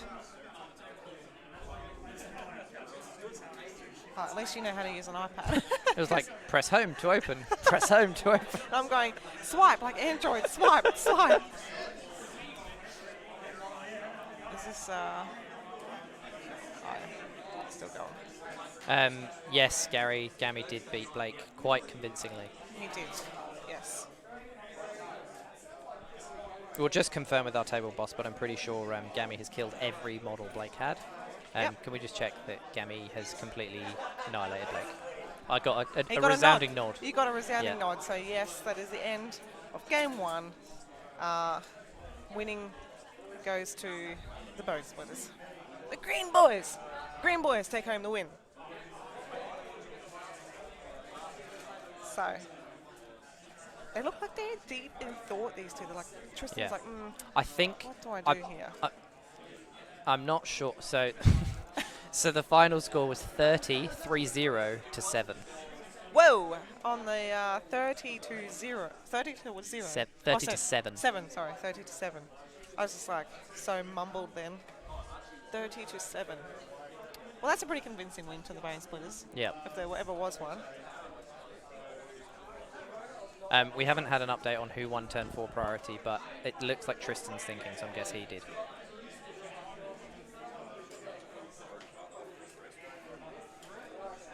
Who won turn 4 priority? Yeah, so we've just had it confirmed. Tristan has won turn 4 priority. So obviously the Seraphon player got the double 2 into 3, but now Nurgle have doubled back 3 into 4. But there's not many bodies on the board for the Nurgle player. No. Or the Seraphon, but I think the Seraphon have got more, certainly, than the Nurgle have. So I think Tristan's got to be thinking, what can I do here? Especially as Seraphon are ahead at this point. They've caught up from being very far behind, and they're already ahead, and they've got more bodies on the board. So I think it's turned out, I think it's going to turn out the way I thought it probably would at the start, where the Seraphon are going to get it later in the game. Yeah, that's right. But we'll see what Tristan can do. And also, we did have confirmation that they, unfortunately, have played the Herald getting the leader keyword and scoring the additional points. So that is slightly wrong, but ultimately I don't think it's going to matter. All that would change is it would be 13 to 11. But again, not for us to call. Players are happy in that. Yep. So just looking at the table, just trying to look at what Tristan can do here. So it looks like he's bringing on stuff to summon. Yep. So, but he's got to be... Okay, so he summoned 10 Plague Bearers. That would have cost him 14 Contagion. He obviously spent... Well, how much was the hero? Is he 7? 14. 14. Okay. But he's just got to make sure that he's 9 inches away from here too, though. I don't think he's measured that yet, because that looks like it's getting pretty close. Yeah. He's got to be 9, yeah. I think if they measured in between... He basically just has to see if there's an 18-inch gap between the Oracle and those Saurus Warriors. Yeah, he hasn't measured there. Yeah. He's only measured one side, so I'm not really sure. If there might be a 9-inch gap there, I'm not really sure. We're assuming that those he's just measuring it summoned warriors can fit, and yeah, I think Henry's just checking the measurements there. Yeah. Cool. So, is he planning on charging here to try and take that objective back? I think so. I think that has to be the play, because then Henry's got to kill him. Yes. And they're going to all he needs is 2 to live from those Plague Bearers against that Oracle, which they should, because he's got 10 wounds with the 5 up, essentially. They should survive. And then that means Tristan will get 2 points back, and Henry can't leave that objective to go and get the other one. Yeah. And a lot of his attacks don't have friend. No. Before what else? I think the issue is, no matter what, Henry's still got 2 more turns. Yeah. And I think those Bastillodons are still on the board. Yes. Potentially this one at the bottom, we might see it die this turn. Yeah. Especially as it's taken so many wounds. It's not ignoring Rend anymore. Its save is going to be like a 4-up. Yeah. So the Blight Kings will probably drop that Bastillodon this turn. But we've also got to remember that he's still got some Saurus here. Yeah, exactly. Those So Saurus those guys can can happily go move and take that objective for the rest of the game, I think. Yeah. And the Plague Bearers have failed that charge. Okay. So Tristan's got I mean, to be like, a bit you got guided to try about it that. though, But don't you? yeah, he had no bonuses, so he was always trying to get a 9. Yeah. So it looks like they're going straight into combat for this down here, actually. Those Blight Kings that are left up against that Bastillodon. I think it's the only combat. It is, The Saurus Warriors look like they killed that Blight King last round, so it's the only combat to go. Tristan's got to be hoping that he can at least kill one Bastillodon. Yep. Because if he does it, it's still another 10 shots if it shoots twice. Yes, definitely. Like, that's pretty... even on pretty nearly dead, devastating. 10 shots at damage 2. Oh, so the Bastillodon did No, go there down. you go, he's done it. So He's done. Tristan's got to be happy with that. He's just reduced a huge amount of ranged output from Henry there. But with those Plague Bearers failing that charge, Henry is free to use that Oracle and potentially go and snag that bottom objective as well this turn. Yeah, that's exactly right. Like, there's a lot going on for Tristan to try and prevent from happening here too, you know. Like, unfortunately, he did summon but failed that charge up to there, which, I mean, it happens. Yeah. And then he's also going to try and protect this one down here Yeah. as well. And those Blight Kings, you know, they've taken that Bastillodon away, which is great because it stopped that shooting, but then they're not. But he's still got another one, and he's got a whole That's hero right. phase of Croak going bam, bam, bam. And remember, those Plague Bearers, they're demons, so they're always taking 3 Yeah, on a 2-up from Croak, definitely. potentially 3 times. And then he's got this So to be honest, I don't think those Plague Bearers are going to be alive this turn. No. There's too many Seraphon threats on the table at the Those moment. warriors are going to take that top right objective. Yeah, definitely. And then I think he'll be able to clear it out anyway. Potentially there's a skink priest or something over here as well anyway that could just run and take this objective. Yeah. As well. So he might not even need to use the Oracle. Yeah. Like you said, I think the Seraphon in the later turns is going to be able to bring the game back in his favour. I mean, he's already done it now, but I think he's going to be able to increase that points gap between. Nurgle did score 3 points in their turn, so it's now 15 to 13. 15 to 13? Yep. But I think this turn we're definitely going to see 2 points here. I think we're going to see 2 points there. I think we're probably going to see a good 8+ points from Henry this turn. From Henry, yeah. And I think at that point it's going to be unattainable to win for Tristan. Yes, bloody Croak. I think he just gets ignored in most games, to be honest. I mean, he's so cheap, I've literally used him as bait Yeah. in one of my games. Oh, yeah. I've thrown him out away from all the objectives Yeah. so that my opponent threw their big threat at him. Yeah. And I went, okay, you'll kill him, but it still took them 2 turns to kill him. Yeah, that's right. Because he survives long enough, Yeah, and I yeah. did damage, and then I just outscored, and they didn't touch my big units. Yeah. Because they go for Croak. Because you're Yeah. like, oh, if I can kill Croak, you can kill him. It'll take you 3 turns, Yeah, and I've that's won right. the game. And then so you're over there. He's silly. He's yeah. just silly. But he's been overpointed for years, so it's good that we're finally seeing him. Because I've always loved Croak, like in the old days. Like, deliverance of pizza. Like, he's just that good Domino's delivery driver. Like. He is. 20 minutes left in the round. So I think we're definitely going to finish this game. We saw Tristan's turn take 4 minutes then, I think. So we're at the bottom of 4 now. I think we'll have 15 minutes to play. We're round already in 5. the shooting. We're in the shooting phase. I think those Plague Bearers Oh, are are probably we? going to be Because gone. that's interesting that he's in the shooting phase. Yeah. Oh, actually, it could just be mortal wounds coming from Croak. Yeah. So it's definitely still hero phase. That's good. Henry's just rolled his these guys are still Celestial there. Deliverance. Sorry, it's Comet's Call. He's hit 2 units. Looks like the Blight Kings have taken some wounds, and one has died from that. And he's going to roll some saves to the Plague Bearers. I think he's going for the... Or, no, the hero. I think he's going for the demons. Yeah, he's just put some wounds on this little lonely hero up there as well. Yep. So he's going to be doing another He's still spell? got more spells to go as well, so I think... And that's the thing, remember, all of Croak's spells can just come out of that Oracle if he wants them to. And he's got the plus 6-inch range because he's sitting on that Balewind. Yeah. So he's got a 16-inch effective threat range from that Oracle or from Croak. Yeah. Because you just decide, do you want to cast it from the Oracle or do you want to cast it from Croak? Exactly. So I think he's probably hitting it from the Oracle because he's hitting that hero and he's hitting the Plague Bearers. Yeah. But the fact that Tristan summoned demons on for him, he's got to be happy. Oh, Because instead of D3s, it's flat 3s. Flat 3s. Yeah, that's it's good that they do that. Not good for the Nurgle player, obviously, but Yeah. Let's. I'm keen to get an update actually on the Ideneth versus the Lumineth game. That no models had died. So, how did the Ideneth versus Lumineth game turn out?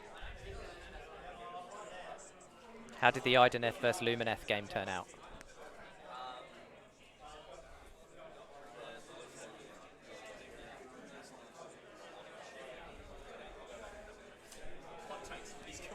Okay, so we're getting an update. I think the official update we just got is the Lumineth are getting it now. He's killed a lot of shit.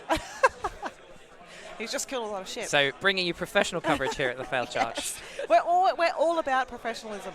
He's just killed a lot of shit. What else do you want to know? Yeah. He's winning. Oh, okay, that's a good update. Well, I mean, Teklas did just say this morning, lots of us will die, but we will bring illumination. Well, one half of that statement is true. Lots of you will die. Lots of you will die. Oh, gee. So, like we said, I was about to smack in the leg then, sorry, because I got excited. Look at this! The Oracle has come down. Yep. And he looks like he's going to be within 6 inches of that. Yep. So the Oracle ran 18 inches. Whew! Straight down the side of the table. Yep. And I don't think Nurgle have got any models in range of that objective. No. Nope, and it looks like exactly what we said he was going to do with those warriors. He's going to run the warriors and take that objective. So it looks like Seraphon are going to get every single objective this turn. So he's going to get 1 for the top left. He's going to get 2 for the top right. He's going to get 3 for the bottom left, and then he's going to get 2 for the bottom right. So a lot. So he's going to get a lot.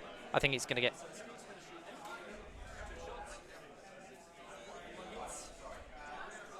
What's that, 7? 7 points? 6 or 7 points? 9, I think. Oh, 9. 2, 2, 2, 3.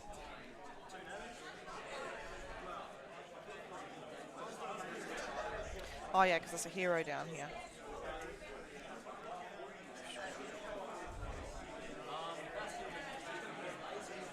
So he's in the shooting phase Yeah, now? and that's the thing. Like, what a strong position to be in. Yeah. He literally doesn't have to do anything now. He doesn't need to make charges. No. He's just moved, Yeah. and he's got them all. He's got them He's all. got 9 points. Yep. It doesn't matter, and now he can still double shoot with a full health Bastillodon. Yeah, so he's double shooting into these guys. Oh, no, into the Blight Kings. I think, well, he's got the choice of doing it twice. I think maybe the Blight King's more of the threat to lock him down. I'm not sure, to be honest. Well, it only looks like there's one left. Or maybe, I don't know, maybe Henry's thinking, oh, I'll just charge. Oh, no, he can't run a charge. So he's definitely not trying to charge those plague bearers. No. But remember, each one of those laser beams as well is going to be 3 damage against those plague bearers. On the Plague Bearers, yeah. He shot the Blight King down here, though, with something. He hasn't made any saves with these guys up here just yet, but we could be seeing that because we remember there's still one turn left, so they could possibly go up there and take that one back if... Yeah, I think he's shooting them out. He's They were shooting 5 them up after saves. Yeah. So it looks like he's got 1 plague bearer left. 1. Which is Well, enough. 3 it's down. enough to go get a point. But Yeah. it's not going to matter. Like Henry here, this is his turn 4. He's going to get 9. Like, even He's if still gotta do even if battle Tristan shock. gets 2, he's going to... Yeah, exactly. Unless he But rolls a I 1 think and then brings Henry's them still back. probably able to shoot again as well. Yeah. And just split shots. Yeah. Yeah, so I just heard 4 into there, 5 into somewhere else. Okay. So he's splitting shots. He's splitting shots. I think after this, I think Tristan's basically going to have a Herald left. Yep. And then Henry will be on 22 points.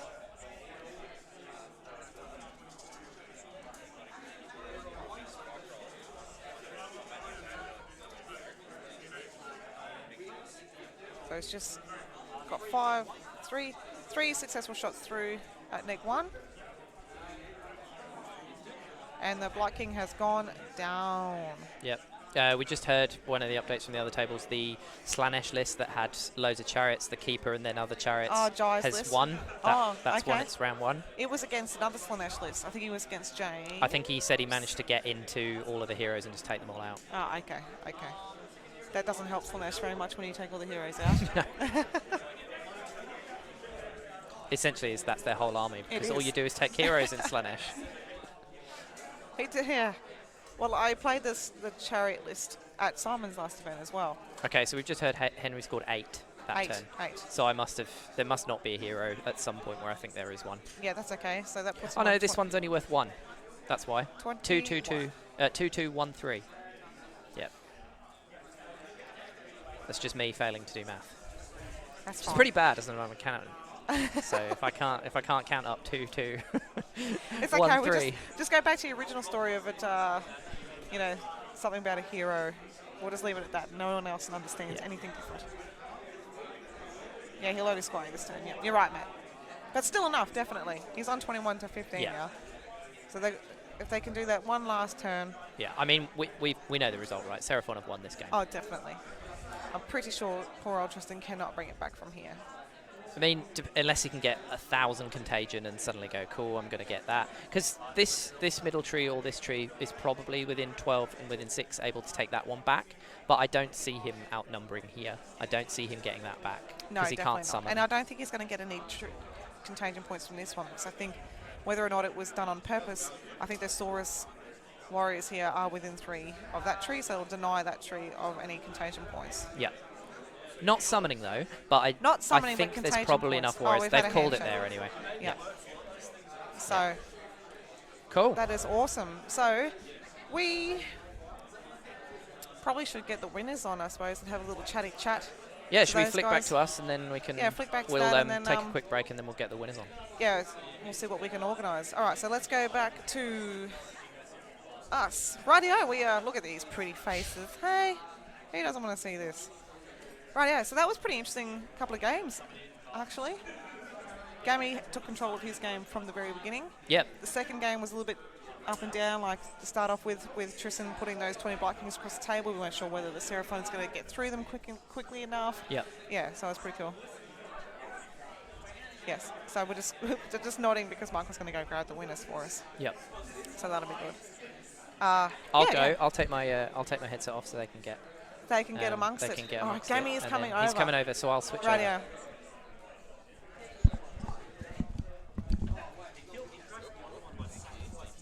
Have a seat, Gammy. Whack these ones out. It's COVID safe, it's fine. Yeah, it totally is. Alrighty, so how do you feel about that game, considering that you weren't actually going to initially play those guys? Oh, yes. As sad as that is, Yep. you took control of that game from the very beginning, it looked. Yeah, it was weird because obviously the last 3 months I've been practicing with Daughters of Cain, which I know some people in the community are aware that I had a cricket bag fall onto the army on Thursday, so 2 days before the event, which was fun. So I had to find a list to submit, so I went with the Bonesplitterz. The good thing about this list is that I have practiced it enough over the last 12 months, so I haven't taken it to, I think, one event I've taken it to in the last 12 months. So I know the strengths and weaknesses of the list.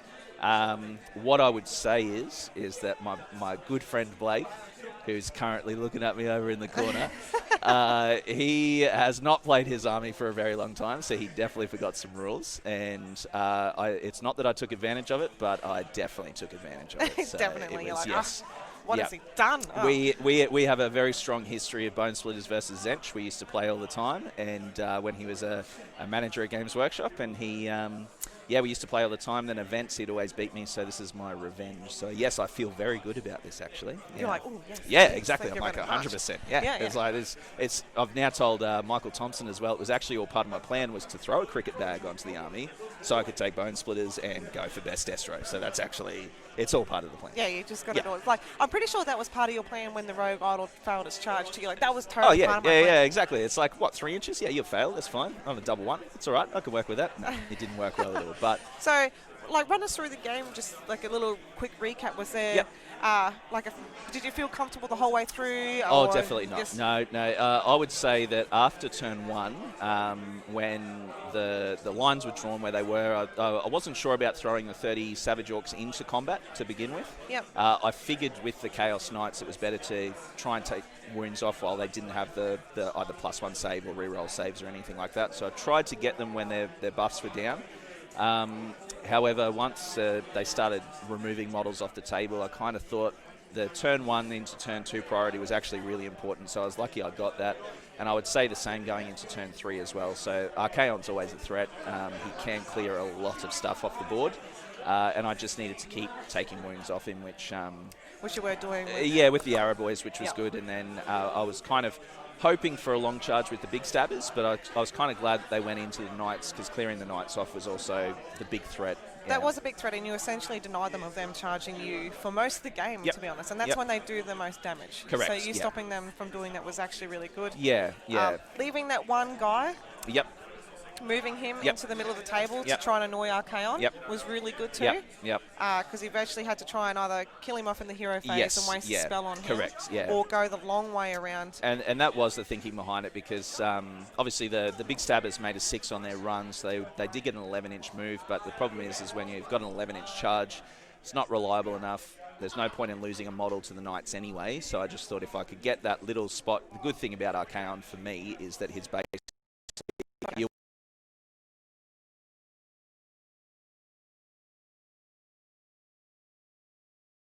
Oh, hang on, I just got to reset the camera. That's For some okay. reason, it's Doesn't like it when it... but see, look There at we that. go. Fixed. Look at that. Hey, Just back. problem solved. Yeah. Problem solved. But yeah, it is. Archaon's definitely a threat. And what I would say is that, Blake, turn 1, I was explaining to him that he actually has these agendas, these hidden agendas, and he didn't realise that. So there's... He went, oh, really? That's a thing? So I kind of gave him the tip to say, do the hidden agenda, get the 9-inch charge with Archaon, you get +1 attack with everything, and so he took advantage of that, which I I'm thought pretty was sure I good. heard it on the microphone at the beginning of the match, so Yep. we'll have to have a word to Blake. Yes, I think about- you'll have to have a stern talking to explain that he actually has some brilliant rules. But yeah, no, it was a good win. Blake and I, obviously, as I say, we go back a long time, and it's good to kind of get a win on the stream. As Mick said halfway through the game, it's not like it's in front of the world that you just lost a game to Blake, and I said, well, I'm taking advantage of that one. Yeah, So taking advantage of that one. It was good. Well, yeah.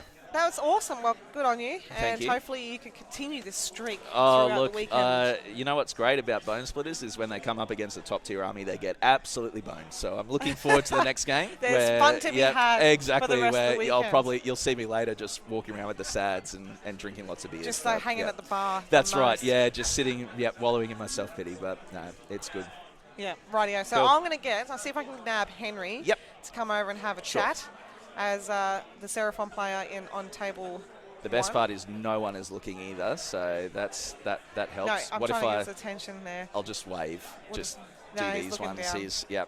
Even if he looks up, just do these ones. Yep, Yeah. they've got no idea. Mick's not even He's not looking. even looking. Yeah, He's like, it's Can fine. we get Henry, It's please? Cool. Yeah, but eventually we got there. We did. Everyone's It just only watching took us about 3 wave, minutes. like, Yeah, it's like "Hello." good stream. It's great. Yeah, just waving. Just Everyone's everyone like, wave. what the Everyone hell wave. have Even we come you guys should into? wave at home just to join the crew. Just wave Yeah. It's everywhere. like what is happening? Yeah. But it's good. It's Rightio. good. All right. Rightio. Well, Sweet. thanks for coming on. No, thanks, Good Jem. luck for the rest All of the right, tourney. thank you very much. And we'll get Henry to come over and have a quick chat about his game. So, thank you. We can just put them on the table there. There he is, no longer frozen. I know sometimes we have a cable running across the ground, and when someone kicks it, sometimes it plays up. So I just gotta mute.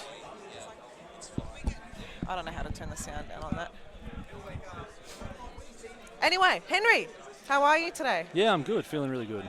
Feeling really good? Yeah. How Well, was that game for you? rough. So you can probably smell me from quite easily from where you are. Were you 'cause- just sweating it out? Yeah. Oh, it was a close one. There was a few times there that I wasn't sure I was going to get it, and pretty confident he was. And then the dice turned, and I managed to pull out the win. So Yeah, you did. And how did you feel about having 20 Vikings just go straight across the table and straight into you, and you're like, well, it wasn't as bad as I initially thought because it gave me a clear and present target to deal with. So there wasn't really, oh, do I go for this? Do I go for that? It's that's all I've got to deal with. So Yeah.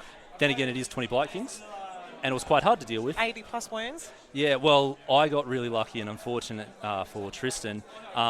He rolled a 6 on his Ooh. bravery test, and 5 of them ran away. Yeah, that's a quarter of the unit right Yeah, there, just yeah, running away, which yeah. is a big, big deal. So we weren't sure exactly how he was using that 20, whether it was a distraction for you, so everything would attack that, and then his other units would try and hold objectives, or where he went with that. But unfortunately, with the 5 running away and then you being able to chip through them quite quickly, he didn't really have an opportunity to do that.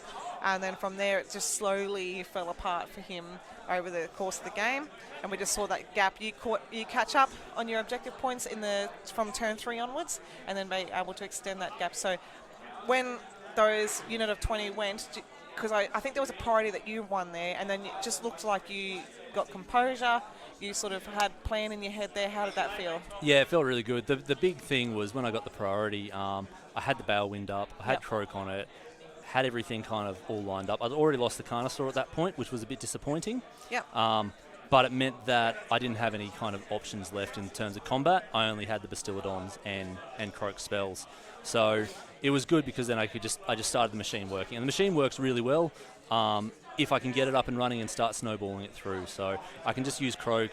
There was Arcane Terrain in the middle with a Balewind and an Astrolith, Sage's Staff. I'm just brute forcing spells through at +4. Yep. So there was a good chunk of Celestial Deliverances there that I was rolling. And I was pushing them through at 12s and 13s where he wasn't even trying to stop them despite the damage that I was doing. Yeah, right, yeah. Yeah, no, it looked really good by the end there. It was a bit, we were sort of like, oh, Seraphon, oh, no, oh, Seraphon. But yeah, you end up pulling it off, and congratulations. So hopefully you guys, you can have that sort of, for the rest of the tournament, wins. For the Yeah, rest no, of it. it's always good when you come to a tournament and your first round, firstly, is a win. But secondly, when you're up against a really good guy, a really good opponent, it was a great game. I would play him again in a heartbeat, but Yep. he set the tone for the tournament really well, so I'm Yeah. looking forward to the rest of it. No worries. Well, we'll leave it at that, and hopefully everyone can go get some lunch before we have to start off battle round number 2. And anyway, it was really good to chat to you, Henry. You are a Toowoomba local as well, so we've brought down quite a crew to this tournament actually. So hopefully you can stay strong and just make Toowoomba proud. hopefully. Right. Cold-blooded victory. All right, Henry, thanks so much for that. Thank you. All right, guys, so that's basically us for round 1. So what I'll do is I'm going to just stop the stream at the moment, but then we'll be back on shortly just after the lunch break. So I will find out what time that is. If you just give me 2 seconds, probably going to be within half an hour to 45 minutes, I'd say. So let me just check the times on here because, you know, I'm totally organised. We all know that. So the timetable, internet's super fast here. So lunch is from 11:45 to 12:30. So we're probably going to be back in about an hour's time. Yeah. I was just saying that we're going to stop the stream at the moment, guys, and we'll be back at about 12:30, if not probably a little bit before, just to have a quick chat with everyone. Tell James he's a babe. Oh, definitely, I can tell James he's a babe for you. Yeah. Easy. So, James, you're a babe. James, you're a babe. I just ran quickly to go and get an update on the Ideneth versus Oh, yes, the game, yeah. Lumineth game, and it's very close still. Yeah. It was the other way around. So Oh, really? actually the Lumineth killed a load of Ideneth, Yeah. and then the Ideneth got lost priority turn 3, but obviously they fight first They anyway. fight first and anyway, so yeah. there was some shenanigans that happened, but I think Lumineth are ahead. Sorry, Ideneth are ahead. God, that's confusing. Ideneth are ahead at the moment, but it's very close. Yeah. So, yeah, I just went over. There's a lot of stuff now dead on both sides. On both sides. So, Techless is still on the table. Can still see a good amount of Stone Guard on the Yeah, table. yeah. There's still Ideneth on the table as well. So, yeah, the Ideneth are ahead at the moment, but they are still playing. Stratty's behind, but it sounds like there's still a chance for him. So we don't know the result of that game. So Don't it know sounds the like it's result. been a bit of an interesting game. Interesting game. So we'll have to keep an eye on that one, and when we come back after lunch, we'll have to give everyone an update because that has been quite a close game the whole time. Because this was the one that no one had taken any wounds for a Yep. while. They were still all on the table, and now it's completely changed, and there is just madness happening everywhere. Yeah. So there's still only 14 minutes left of this round, but since our stream tables are finished, we'll get our stuff organised for the next round, and we shall be back at probably around, just say 12:30 if you guys want to join us there. We'll Yep. get some lunch and we'll be back. Yeah. All right, guys. Thank you so much for that. We'll see you soon.